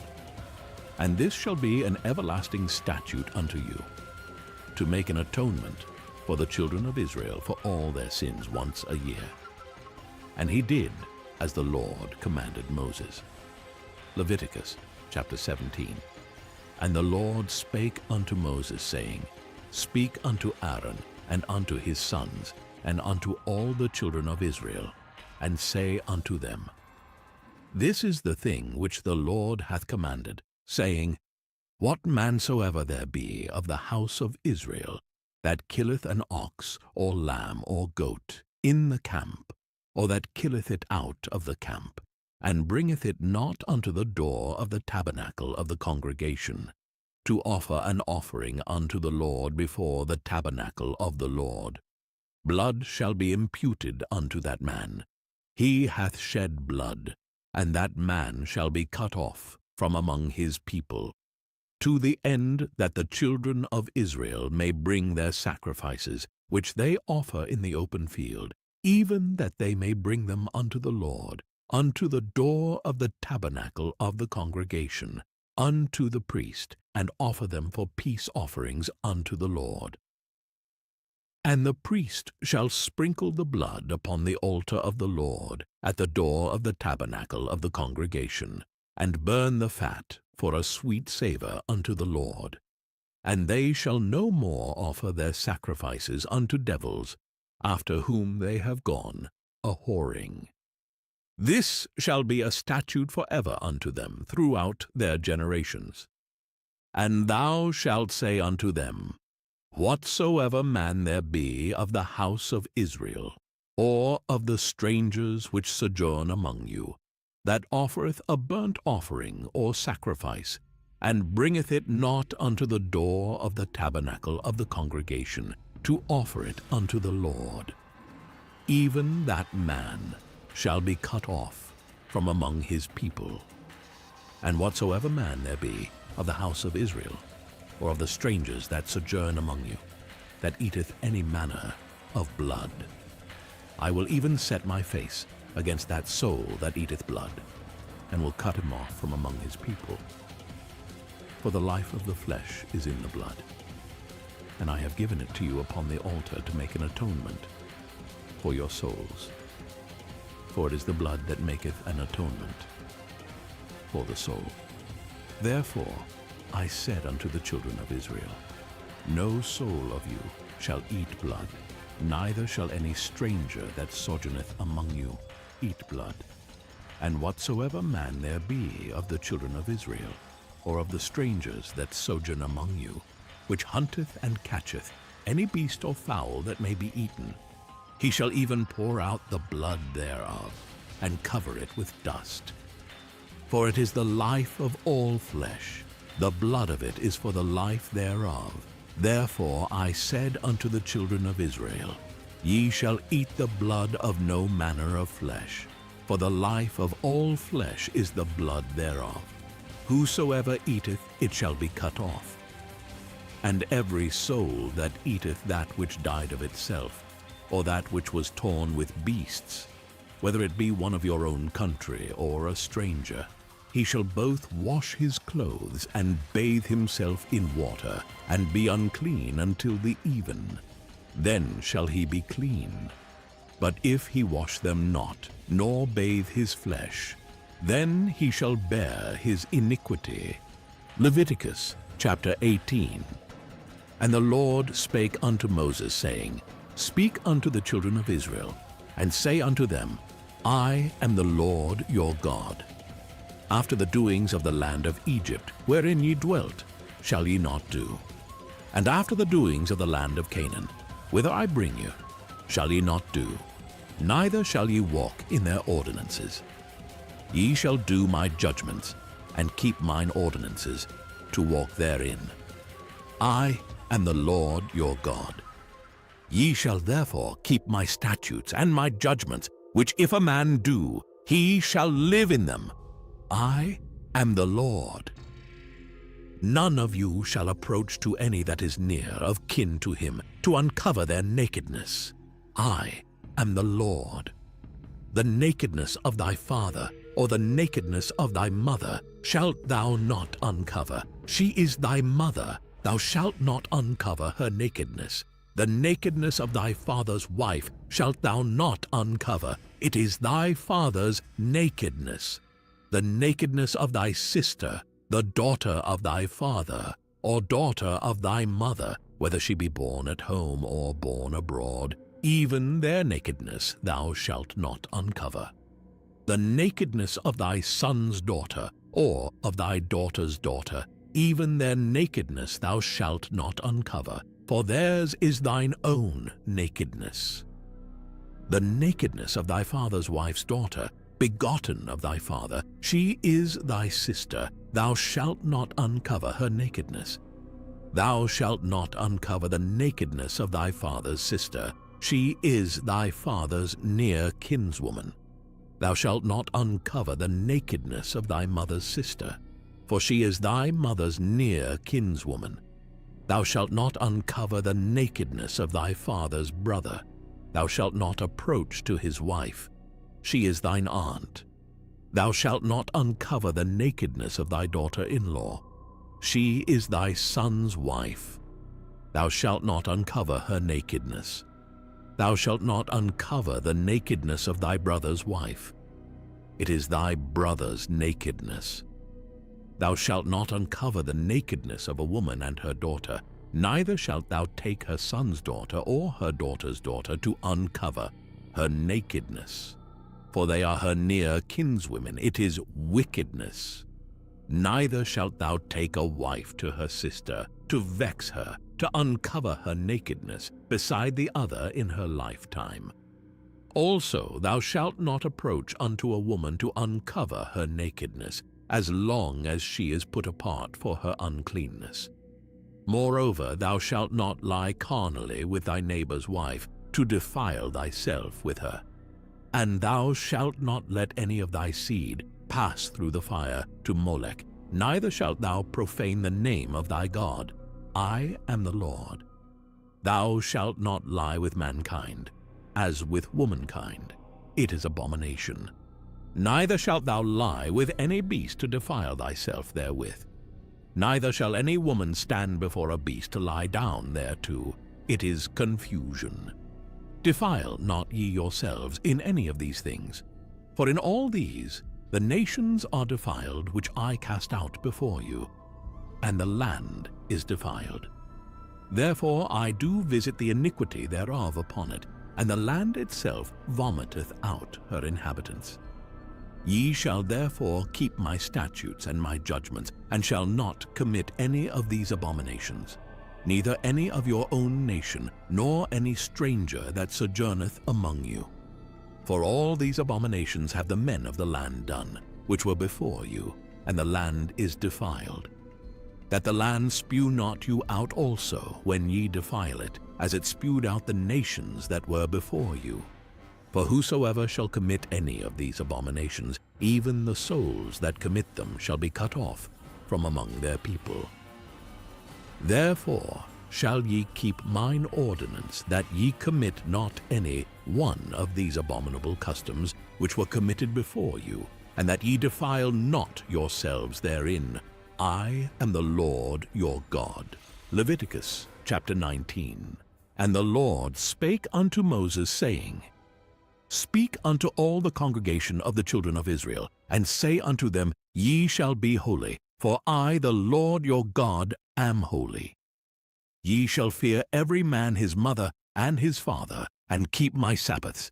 I am the Lord your God. Turn ye not unto idols, nor make to yourselves molten gods. I am the Lord your God. And if ye offer a sacrifice of peace offerings unto the Lord, ye shall offer it at your own will. It shall be eaten the same day ye offer it, and on the morrow. And if aught remain until the third day, it shall be burnt in the fire. And if it be eaten at all on the third day, it is abominable. It shall not be accepted. Therefore every one that eateth it shall bear his iniquity, because he hath profaned the hallowed thing of the Lord, and that soul shall be cut off from among his people. And when ye reap the harvest of your land, thou shalt not wholly reap the corners of thy field, neither shalt thou gather the gleanings of thy harvest. And thou shalt not glean thy vineyard, neither shalt thou gather every grape of thy vineyard. Thou shalt leave them for the poor and stranger. I am the Lord your God. Ye shall not steal, neither deal falsely, neither lie one to another. And ye shall not swear by my name falsely, neither shalt thou profane the name of thy God. I am the Lord. Thou shalt not defraud thy neighbor, neither rob him. The wages of him that is hired shall not abide with thee all night until the morning. Thou shalt not curse the deaf, nor put a stumbling block before the blind, but shalt fear thy God. I am the Lord. Ye shall do no unrighteousness in judgment. Thou shalt not respect the person of the poor, nor honor the person of the mighty, but in righteousness shalt thou judge thy neighbor. Thou shalt not go up and down as a talebearer among thy people, neither shalt thou stand against the blood of thy neighbor. I am the Lord. Thou shalt not hate thy brother in thine heart. Thou shalt in any wise rebuke thy neighbor, and not suffer sin upon him. Thou shalt not avenge, nor bear any grudge against the children of thy people. But thou shalt love thy neighbor as thyself. I am the Lord. Ye shall keep my statutes. Thou shalt not let thy cattle gender with a diverse kind. Thou shalt not sow thy field with mingled seed, neither shall a garment mingled of linen and woolen come upon thee. And whosoever lieth carnally with a woman, that is a bondmaid, betrothed to an husband, and not at all redeemed, nor freedom given her, she shall be scourged. They shall not be put to death, because she was not free. And he shall bring his trespass offering unto the Lord, unto the door of the tabernacle of the congregation, even a ram for a trespass offering. And the priest shall make an atonement for him with a ram of the trespass offering before the Lord, for his sin which he hath done, and the sin which he hath done shall be forgiven him. And when ye shall come into the land, and shall have planted all manner of trees for food. Then ye shall count the fruit thereof as uncircumcised. 3 years shall it be as uncircumcised unto you. It shall not be eaten of. But in the 4th year all the fruit thereof shall be holy to praise the Lord withal. And in the 5th year shall ye eat of the fruit thereof, that it may yield unto you the increase thereof. I am the Lord your God. Ye shall not eat anything with the blood, neither shall ye use enchantment, nor observe times. Ye shall not round the corners of your heads, neither shalt thou mar the corners of thy beard. Ye shall not make any cuttings in your flesh for the dead, nor print any marks upon you. I am the Lord. Do not prostitute thy daughter, to cause her to be a whore, lest the land fall to whoredom, and the land become full of wickedness. Ye shall keep my Sabbaths, and reverence my sanctuary. I am the Lord. Regard not them that have familiar spirits, neither seek after wizards, to be defiled by them. I am the Lord your God. Thou shalt rise up before the hoary head, and honor the face of the old man, and fear thy God. I am the Lord. And if a stranger sojourn with thee in your land, ye shall not vex him. But the stranger that dwelleth with you shall be unto you as one born among you, and thou shalt love him as thyself. For ye were strangers in the land of Egypt. I am the Lord your God. Ye shall do no unrighteousness in judgment, in meat yard, in weight, or in measure. Just balances, just weights, a just ephah, and a just hin shall ye have. I am the Lord your God, which brought you out of the land of Egypt. Therefore shall ye observe all my statutes and all my judgments, and do them. I am the Lord. Leviticus chapter 20. And the Lord spake unto Moses, saying, Again, thou shalt say to the children of Israel, Whosoever he be of the children of Israel, or of the strangers that sojourn in Israel, that giveth any of his seed unto Molech, he shall surely be put to death. The people of the land shall stone him with stones. And I will set my face against that man, and will cut him off from among his people, because he hath given of his seed unto Molech, to defile my sanctuary, and to profane my holy name. And if the people of the land do any ways hide their eyes from the man, when he giveth of his seed unto Molech, and kill him not, then I will set my face against that man, and against his family, and will cut him off, and all that go a-whoring after him, to commit whoredom with Molech, from among their people. And the soul that turneth after such as have familiar spirits and after wizards, to go a-whoring after them, I will even set my face against that soul, and will cut him off from among his people. Sanctify yourselves therefore, and be ye holy, for I am the Lord your God. And ye shall keep my statutes, and do them. I am the Lord which sanctify you. For every one that curseth his father or his mother shall be surely put to death. He hath cursed his father or his mother, his blood shall be upon him. And the man that committeth adultery with another man's wife, even he that committeth adultery with his neighbor's wife, the adulterer and the adulteress shall surely be put to death. And the man that lieth with his father's wife hath uncovered his father's nakedness. Both of them shall surely be put to death. Their blood shall be upon them. And if a man lie with his daughter-in-law, both of them shall surely be put to death. They have wrought confusion. Their blood shall be upon them. If a man also lie with mankind, as he lieth with a woman, both of them have committed an abomination. They shall surely be put to death. Their blood shall be upon them.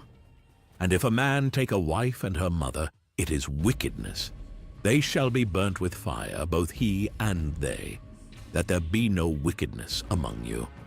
And if a man lie with a beast, he shall surely be put to death, and ye shall slay the beast.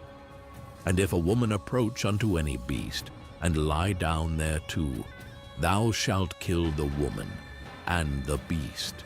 They shall surely be put to death. Their blood shall be upon them.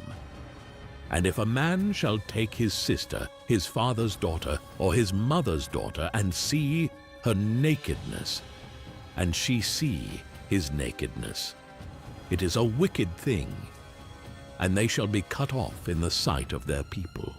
He hath uncovered his sister's nakedness, he shall bear his iniquity.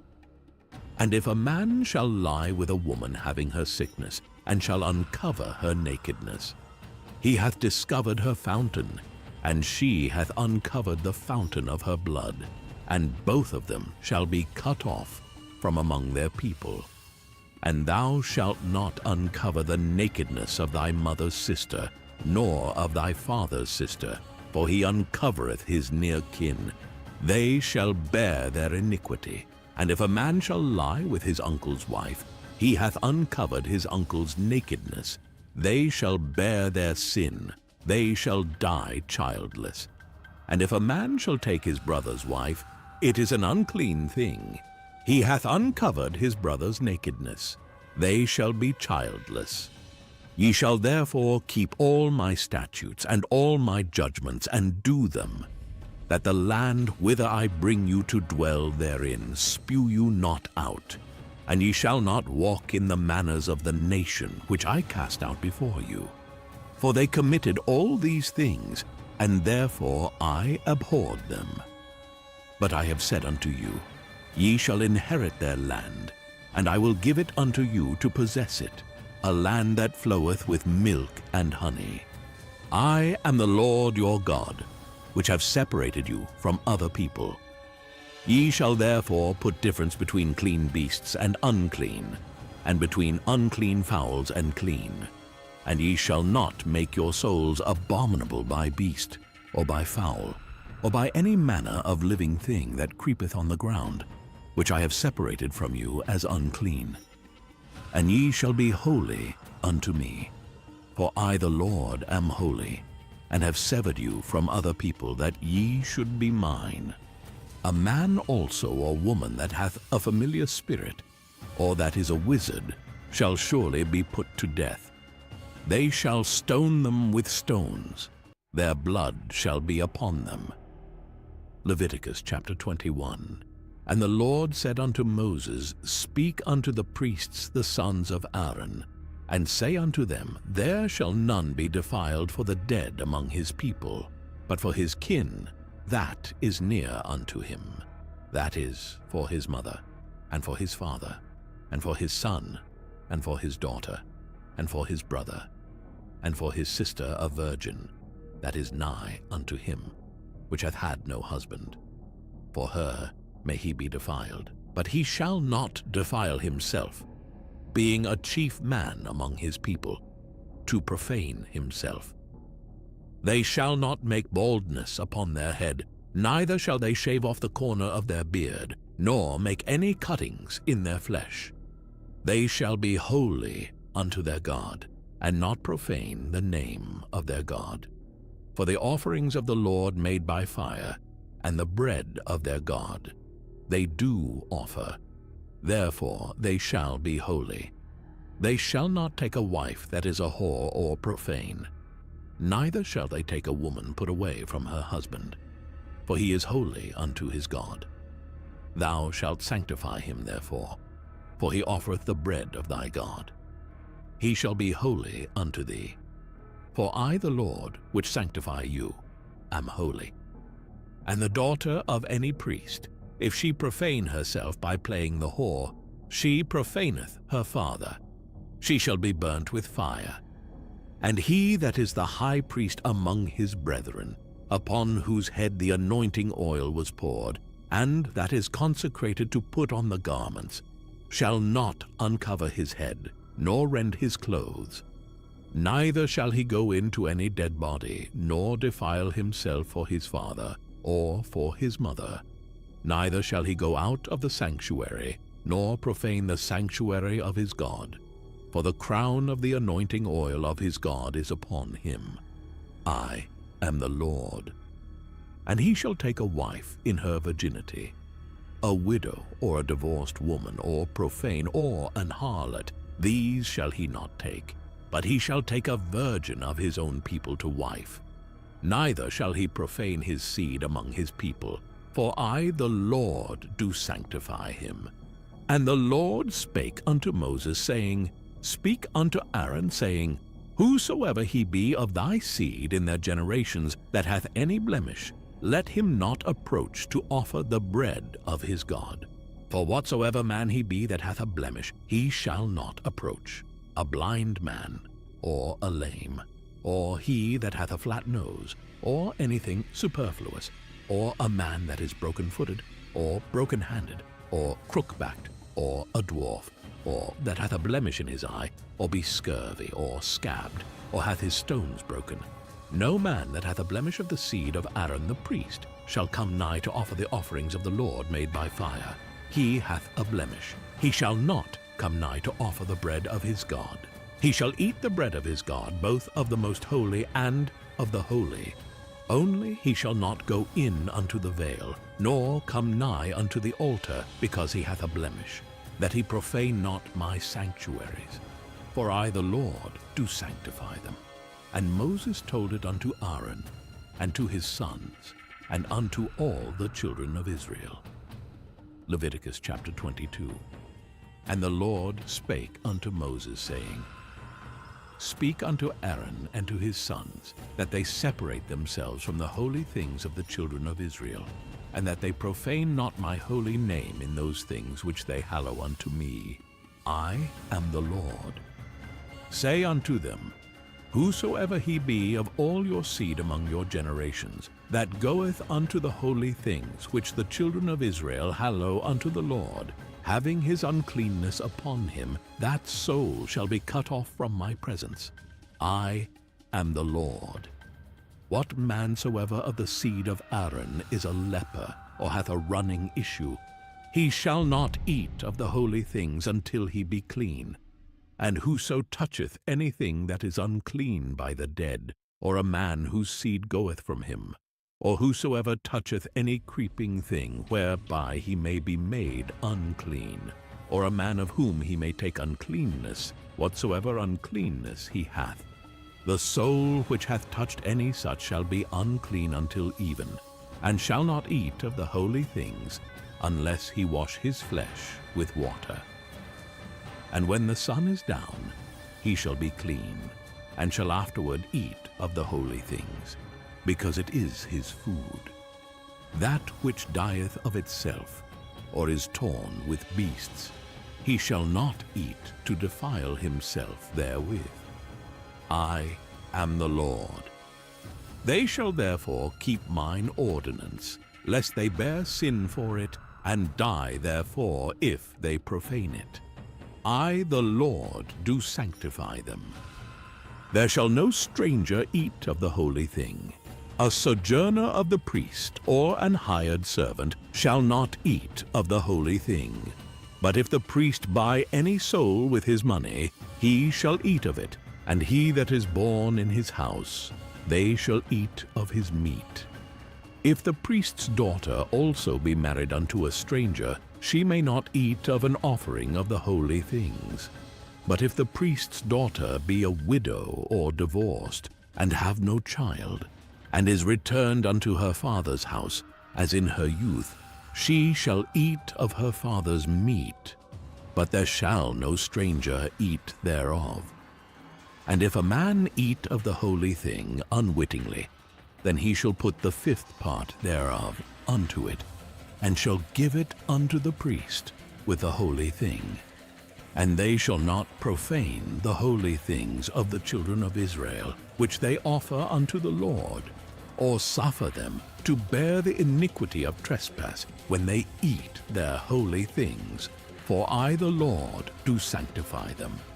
And the Lord spake unto Moses, saying, Speak unto Aaron and to his sons, and unto all the children of Israel, and say unto them, Whatsoever he be of the house of Israel, or of the strangers in Israel, that will offer his oblation for all his vows, and for all his freewill offerings, which they will offer unto the Lord for a burnt offering. Ye shall offer at your own will a male without blemish, of the beeves of the sheep, or of the goats. But whatsoever hath a blemish, that shall ye not offer, for it shall not be acceptable for you. And whosoever offereth a sacrifice of peace offerings unto the Lord to accomplish his vow, or a freewill offering in beeves or sheep, it shall be perfect to be accepted. There shall be no blemish therein, blind or broken or maimed or having a wen or scurvy or scabbed.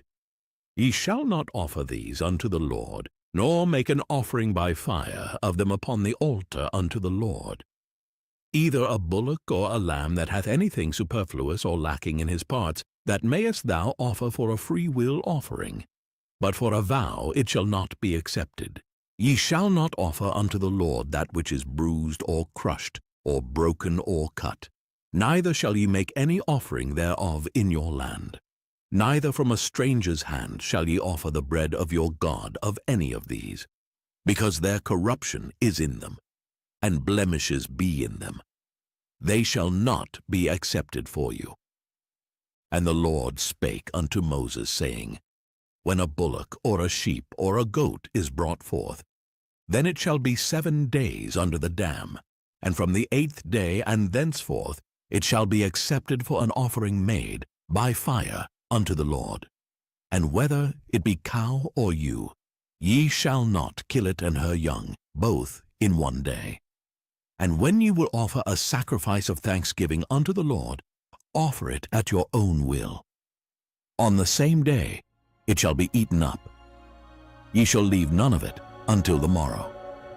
I am the Lord. Therefore shall ye keep my commandments and do them. I am the Lord. Neither shall ye profane my holy name, but I will be hallowed among the children of Israel. I am the Lord, which hallow you, that brought you out of the land of Egypt to be your God. I am the Lord. Leviticus chapter 23. And the Lord spake unto Moses, saying, Speak unto the children of Israel, and say unto them concerning the feasts of the Lord, which ye shall proclaim to be holy convocations, even these are my feasts. 6 days shall work be done, but the 7th day is the Sabbath of rest, and holy convocation. Ye shall do no work therein. It is the Sabbath of the Lord in all your dwellings. These are the feasts of the Lord, even holy convocations, which ye shall proclaim in their seasons. In the 14th day of the 1st month at even is the Lord's Passover, and on the 15th day of the same month is the feast of unleavened bread unto the Lord. 7 days ye must eat unleavened bread. In the 1st day ye shall have an holy convocation. Ye shall do no servile work therein. But ye shall offer an offering made by fire unto the Lord 7 days. In the 7th day is an holy convocation. Ye shall do no servile work therein. And the Lord spake unto Moses, saying, Speak unto the children of Israel, and say unto them, When ye be come into the land which I give unto you, and shall reap the harvest thereof, then ye shall bring a sheaf of the first fruits of your harvest unto the priest. And he shall wave the sheaf before the Lord, to be accepted for you. On the morrow after the Sabbath the priest shall wave it. And ye shall offer that day, when ye wave the sheaf and he lamb without blemish of the 1st year, for a burnt offering unto the Lord. And the meat offering thereof shall be 2/10 deals of fine flour mingled with oil, an offering made by fire unto the Lord for a sweet savour. And the drink offering thereof shall be of wine, the 4th part of an hin. And ye shall eat neither bread nor parched corn, nor green ears, until the selfsame day that ye have brought an offering unto your God. It shall be a statute forever throughout your generations, in all your dwellings. And ye shall count unto you from the morrow after the Sabbath, from the day that ye brought the sheaf of the wave offering. 7 Sabbaths shall be complete. Even unto the morrow after the 7th Sabbath shall ye number 50 days. And ye shall offer a new meat offering unto the Lord. Ye shall bring out of your habitations 2 wave loaves of 2/10 deals. They shall be of fine flour. They shall be baken with leaven. They are the first fruits unto the Lord. And ye shall offer with the bread 7 lambs without blemish of the first year, and 1 young bullock, and 2 rams. They shall be for a burnt offering unto the Lord, with their meat offering, and their drink offerings, even an offering made by fire, of sweet savour unto the Lord. Then ye shall sacrifice 1 kid of the goats for a sin offering, and 2 lambs of the first year for a sacrifice of peace offerings. And the priest shall wave them with the bread of the first fruits for a wave offering before the Lord, with the 2 lambs. They shall be holy to the Lord for the priest. And ye shall proclaim on the selfsame day, that it may be an holy convocation unto you. Ye shall do no servile work therein. It shall be a statute forever in all your dwellings, throughout your generations. And when ye reap the harvest of your land, thou shalt not make clean riddance of the corners of thy field, when thou reapest, neither shalt thou gather any gleaning of thy harvest. Thou shalt leave them unto the poor, and to the stranger. I am the Lord your God. And the Lord spake unto Moses, saying, Speak unto the children of Israel, saying, In the 7th month, in the first day of the month, shall ye have a Sabbath, a memorial of blowing of trumpets, and holy convocation. Ye shall do no servile work therein, but ye shall offer an offering made by fire unto the Lord. And the Lord spake unto Moses, saying, Also on the 10th day of this 7th month there shall be a day of atonement. It shall be an holy convocation unto you. And ye shall afflict your souls, and offer an offering made by fire unto the Lord. And ye shall do no work in that same day, for it is a day of atonement, to make an atonement for you before the Lord your God. For whatsoever soul it be that shall not be afflicted in that same day, he shall be cut off from among his people. And whatsoever soul it be that doeth any work in that same day, the same soul will I destroy from among his people. Ye shall do no manner of work. It shall be a statute forever throughout your generations in all your dwellings. It shall be unto you a Sabbath of rest, and ye shall afflict your souls. In the 9th day of the month at even, from even unto even, shall ye celebrate your Sabbath. And the Lord spake unto Moses, saying, Speak unto the children of Israel, saying, The 15th day of this 7th month shall be the Feast of Tabernacles, for 7 days unto the Lord. On the first day shall be an holy convocation. Ye shall do no servile work therein. 7 days ye shall offer an offering made by fire unto the Lord. On the 8th day shall be an holy convocation unto you.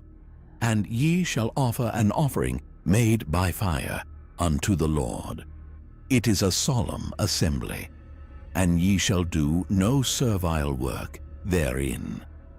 These are the feasts of the Lord, which ye shall proclaim to be holy convocations, to offer an offering made by fire unto the Lord, a burnt offering, and a meat offering, a sacrifice and drink offerings, everything upon his day, beside the Sabbaths of the Lord, and beside your gifts, and beside all your vows, and beside all your freewill offerings, which ye give unto the Lord. Also in the 15th day of the 7th month, when ye have gathered in the fruit of the land, ye shall keep a feast unto the Lord 7 days. On the first day shall be a Sabbath, and on the 8th day shall be a Sabbath. And ye shall take you on the first day the boughs of goodly trees, branches of palm trees, and the boughs of thick trees, and willows of the brook, and ye shall rejoice before the Lord your God 7 days.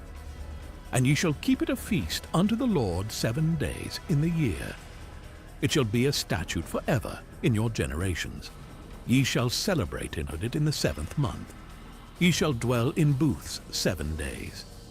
All that are Israelites born shall dwell in booths, that your generations may know that I made the children of Israel to dwell in booths when I brought them out of the land of Egypt. I am the Lord your God. And Moses declared unto the children of Israel the feasts of the Lord. Leviticus chapter 24. And the Lord spake unto Moses, saying, Command the children of Israel that they bring unto thee pure oil, olive beaten for the light, to cause the lamps to burn continually. Without the veil of the testimony, in the tabernacle of the congregation, shall Aaron order it from the evening unto the morning before the Lord continually. It shall be a statute forever in your generations. He shall order the lamps upon the pure candlestick before the Lord continually. And thou shalt take fine flour, and bake 12 cakes thereof. 2/10 deals shall be in 1 cake. And thou shalt set them in 2 rows, 6 on a row, upon the pure table before the Lord. And thou shalt put pure frankincense upon each row, that it may be on the bread for a memorial, even an offering made by fire unto the Lord. Every Sabbath he shall set it in order before the Lord continually, being taken from the children of Israel by an everlasting covenant. And it shall be Aaron's and his sons, and they shall eat it in the holy place. For it is most holy unto him of the offerings of the Lord made by fire, by a perpetual statute. And the son of an Israelitish woman, whose father was an Egyptian, went out among the children of Israel. And this son of the Israelitish woman and a man of Israel strove together in the camp. And the Israelitish woman's son blasphemed the name of the Lord, and cursed. And they brought him unto Moses. And his mother's name was Shelomith, the daughter of Dibri, of the tribe of Dan. And they put him in ward, that the mind of the Lord might be showed them. And the Lord spake unto Moses, saying, Bring forth him that hath cursed without the camp, and let all that heard him lay their hands upon his head, and let all the congregation stone him. And thou shalt speak unto the children of Israel, saying, Whosoever curseth his God shall bear his sin. And he that blasphemeth the name of the Lord, he shall surely be put to death, and all the congregation shall certainly stone him, as well the stranger, as he that is born in the land, when he blasphemeth the name of the Lord, shall be put to death. And he that killeth any man shall surely be put to death. And he that killeth a beast shall make it good, beast for beast. And if a man cause a blemish in his neighbor, as he hath done, so shall it be done to him. Breach for breach, eye for eye, tooth for tooth. As he hath caused a blemish in a man, so shall it be done to him again. And he that killeth a beast, he shall restore it. And he that killeth a man, he shall be put to death. Ye shall have one manner of law, as well for the stranger, as for one of your own country. For I am the Lord your God. And Moses spake to the children of Israel, that they should bring forth him that had cursed out of the camp, and stone him with stones. And the children of Israel did, as the Lord commanded Moses. Leviticus chapter 25.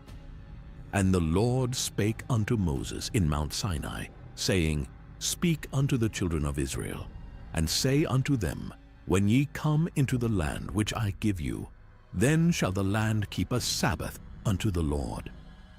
6 years thou shalt sow thy field, and 6 years thou shalt prune thy vineyard, and gather in the fruit thereof. But in the 7th year shall be a Sabbath of rest unto the land, a Sabbath for the Lord. Thou shalt neither sow thy field, nor prune thy vineyard. That which groweth of its own accord of thy harvest thou shalt not reap, neither gather the grapes of thy vine undressed, for it is a year of rest unto the land. And the Sabbath of the land shall be meat for you, for thee, and for thy servant, and for thy maid, and for thy hired servant, and for thy stranger that sojourneth with thee, and for thy cattle, and for the beast that are in thy land, shall all the increase thereof be meat.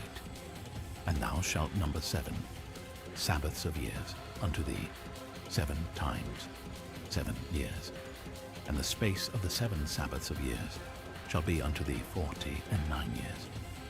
Then shalt thou cause the trumpet of the Jubilee to sound on the 10th day of the 7th month. In the day of atonement shall ye make the trumpet sound throughout all your land. And ye shall hallow the 50th year, and proclaim liberty throughout all the land unto all the inhabitants thereof. It shall be a jubilee unto you. And ye shall return every man unto his possession, and ye shall return every man unto his family. A jubilee shall that 50th year be unto you. Ye shall not sow, neither reap that which groweth of itself in it, nor gather the grapes in it of thy vine undressed. For it is the Jubilee. It shall be holy unto you. Ye shall eat the increase thereof out of the field. In the year of this Jubilee ye shall return every man unto his possession. And if thou sell aught unto thy neighbor, or buyest aught of thy neighbor's hand, ye shall not oppress one another. According to the number of years after the Jubilee thou shalt buy of thy neighbor, and according unto the number of years of the fruits he shall sell unto thee. According to the multitude of years thou shalt increase the price thereof, and according to the fewness of years thou shalt diminish the price of it. For according to the number of the years of the fruits doth he sell unto thee. Ye shall not therefore oppress one another, but thou shalt fear thy God, for I am the Lord your God. Wherefore ye shall do my statutes and keep my judgments and do them, and ye shall dwell in the land in safety, and the land shall yield her fruit, and ye shall eat your fill, and dwell therein in safety. And if ye shall say, What shall we eat the 7th year? Behold, we shall not sow nor gather in our increase. Then I will command my blessing upon you in the 6th year, and it shall bring forth fruit for 3 years. And ye shall sow the 8th year, and eat yet of old fruit until the 9th year. Until her fruits come in, ye shall eat of the old store. The land shall not be sold forever, for the land is mine. For ye are strangers and sojourners with me. And in all the land of your possession ye shall grant a redemption for the land. If thy brother be waxen poor, and hath sold away some of his possession, and if any of his kin come to redeem it, then shall he redeem that which his brother sold. And if the man have none to redeem it, and himself be able to redeem it, then let him count the years of the sale thereof, and restore the overplus unto the man to whom he sold it, that he may return unto his possession. But if he be not able to restore it to him, then that which is sold shall remain in the hand of him that hath bought it until the year of Jubilee. And in the Jubilee it shall go out, and he shall return unto his possession. And if a man sell a dwelling house in a walled city, then he may redeem it within a whole year after it is sold. Within a full year may he redeem it.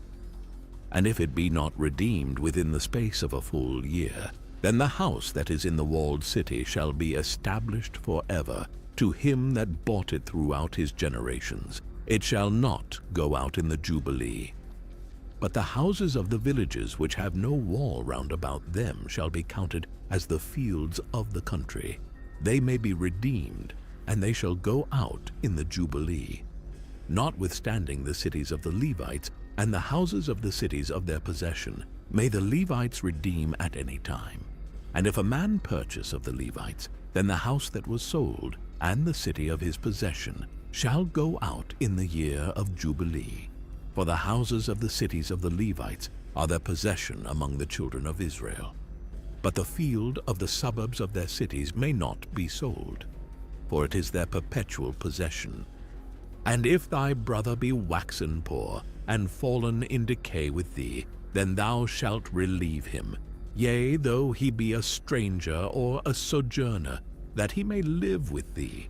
Take thou no usury of him or increase, but fear thy God, that thy brother may live with thee.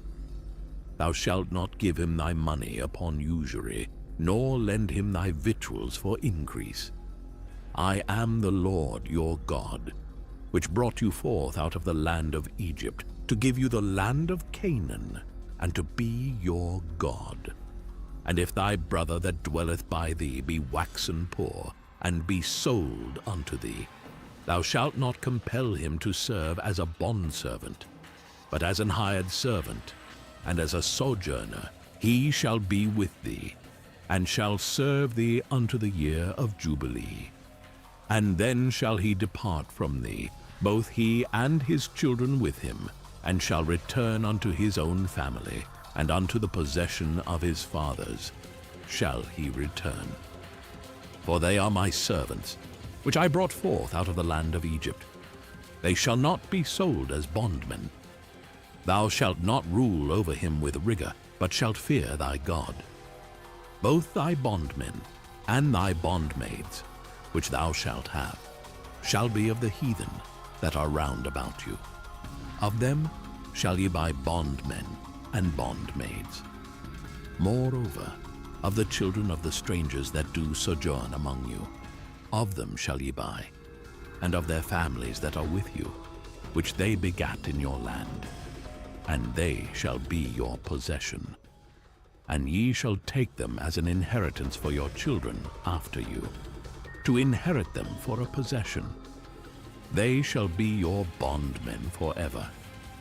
But over your brethren the children of Israel, ye shall not rule one over another with rigor. And if a sojourner or stranger wax rich by thee, and thy brother that dwelleth by him wax poor, and sell himself unto the stranger or sojourner by thee, or to the stock of the stranger's family, after that he is sold, he may be redeemed again. One of his brethren may redeem him. Either his uncle or his uncle's son may redeem him, or any that is nigh of kin unto him, of his family, may redeem him. Or if he be able, he may redeem himself. And he shall reckon with him that bought him from the year that he was sold to him unto the year of Jubilee. And the price of his sale shall be according unto the number of years, according to the time of an hired servant, shall it be with him. If there be yet many years behind, according unto them he shall give again the price of his redemption out of the money that he was bought for. And if there remain but few years unto the year of Jubilee, then he shall count with him, and according unto his years shall he give him again the price of his redemption. And as a yearly hired servant shall he be with him, and the other shall not rule with rigor over him in thy sight. And if he be not redeemed in these years, then he shall go out in the year of Jubilee, both he and his children with him. For unto me the children of Israel are servants. They are my servants whom I brought forth out of the land of Egypt. I am the Lord your God. Leviticus chapter 26. Ye shall make you no idols, nor graven image, neither rear you up a standing image, neither shall ye set up any image of stone in your land, to bow down unto it. For I am the Lord your God, Ye shall keep my Sabbaths and reverence my sanctuary.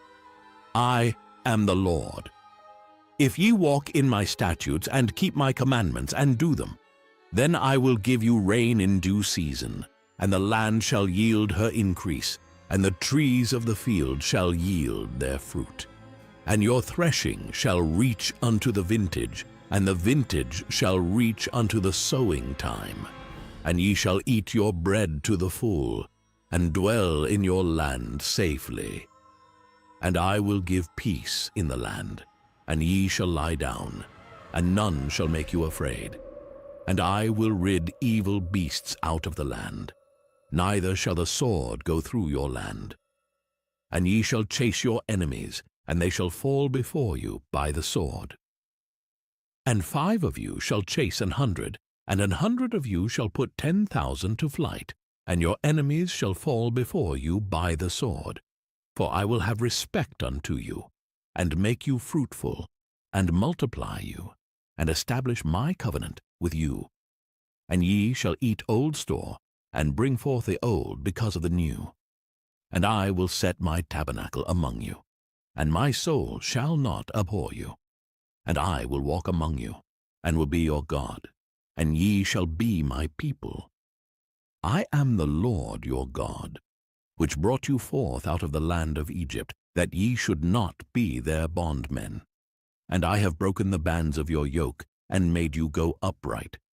But if ye will not hearken unto me, and will not do all these commandments, and if ye shall despise my statutes, or if your soul abhor my judgments, so that ye will not do all my commandments, but that ye break my covenant, I also will do this unto you. I will even appoint over you terror, consumption, and the burning ague that shall consume the eyes, and cause sorrow of heart. And ye shall sow your seed in vain, for your enemies shall eat it. And I will set my face against you, and ye shall be slain before your enemies. They that hate you shall reign over you, and ye shall flee when none pursueth you. And if ye will not yet for all this hearken unto me, then I will punish you 7 times more for your sins, and I will break the pride of your power, and I will make your heaven as iron, and your earth as brass, and your strength shall be spent in vain. For your land shall not yield her increase, neither shall the trees of the land yield their fruits.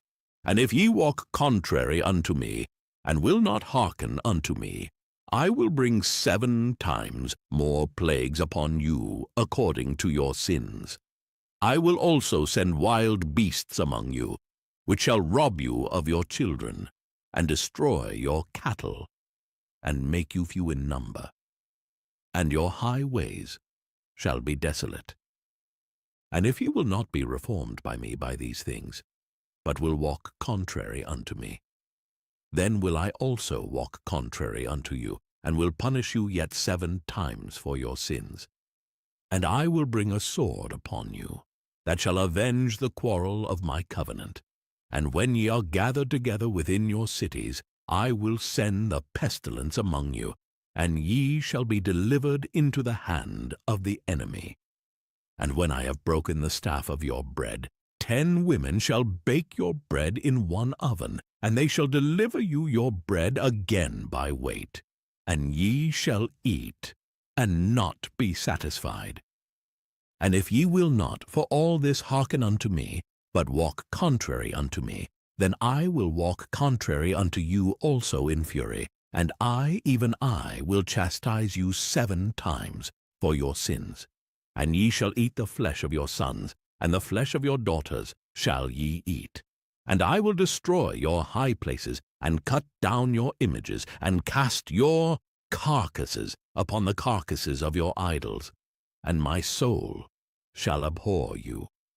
And I will make your cities waste, and bring your sanctuaries unto desolation, and I will not smell the savour of your sweet odours. And I will bring the land into desolation, and your enemies which dwell therein shall be astonished at it. And I will scatter you among the heathen, and will draw out a sword after you. And your land shall be desolate, and your cities waste. Then shall the land enjoy her Sabbaths, as long as it lieth desolate, and ye be in your enemy's land. Even then shall the land rest, and enjoy her Sabbaths. As long as it lieth desolate, it shall rest, because it did not rest in your Sabbaths, when ye dwelt upon it. And upon them that are left alive of you, I will send a faintness into their hearts in the lands of their enemies, and the sound of a shaken leaf shall chase them. And they shall flee, as fleeing from a sword. And they shall fall when none pursueth. And they shall fall one upon another, as it were before a sword, when none pursueth. And ye shall have no power to stand before your enemies. And ye shall perish among the heathen, and the land of your enemies shall eat you up. And they that are left of you shall pine away in their iniquity in your enemies' lands, and also in the iniquities of their fathers shall they pine away with them. If they shall confess their iniquity and the iniquity of their fathers with their trespass which they trespassed against me, and that also they have walked contrary unto me, and that I also have walked contrary unto them, and have brought them into the land of their enemies. If then their uncircumcised hearts be humbled, and they then accept of the punishment of their iniquity, then will I remember my covenant with Jacob, and also my covenant with Isaac, and also my covenant with Abraham will I remember, and I will remember the land. The land also shall be left of them, and shall enjoy her Sabbaths, while she lieth desolate without them. And they shall accept of the punishment of their iniquity, even because they despised my judgments, and because their soul abhorred my statutes. And yet for all that, when they be in the land of their enemies, I will not cast them away, neither will I abhor them, to destroy them utterly, and to break my covenant with them. For I am the Lord their God. But I will for their sakes remember the covenant of their ancestors, whom I brought forth out of the land of Egypt in the sight of the heathen, that I might be their God. I am the Lord. These are the statutes and judgments and laws which the Lord made between him and the children of Israel in Mount Sinai by the hand of Moses. Leviticus chapter 27. And the Lord spake unto Moses, saying, Speak unto the children of Israel, and say unto them, When a man shall make a singular vow, the person shall be for the Lord by thy estimation. And thy estimation shall be of the male from 20 years old, even unto 60 years old. Even thy estimation shall be 50 shekels of silver, after the shekel of the sanctuary. And if it be a female, then thy estimation shall be 30 shekels. And if it be from 5 years old, even unto 20 years old, then thy estimation shall be of the male 20 shekels, and for the female 10 shekels. And if it be from a month old, even unto 5 years old, then thy estimation shall be of the male 5 shekels of silver, and for the female thy estimation shall be 3 shekels of silver. And if it be from 60 years old and above, if it be a male, then thy estimation shall be 15 shekels, and for the female 10 shekels. But if he be poorer than thy estimation, then he shall present himself before the priest, and the priest shall value him. According to his ability that vowed shall the priest value him. And if it be a beast, whereof men bring an offering unto the Lord, all that any man giveth of such unto the Lord shall be holy. He shall not alter it, nor change it, a good for a bad, or a bad for a good. And if he shall at all change beast for beast, then it and the exchange thereof shall be holy. And if it be any unclean beast, of which they do not offer a sacrifice unto the Lord, then he shall present the beast before the priest, and the priest shall value it, whether it be good or bad, as thou valuest it, who art the priest, so shall it be. But if he will at all redeem it, then he shall add a fifth part thereof unto thy estimation.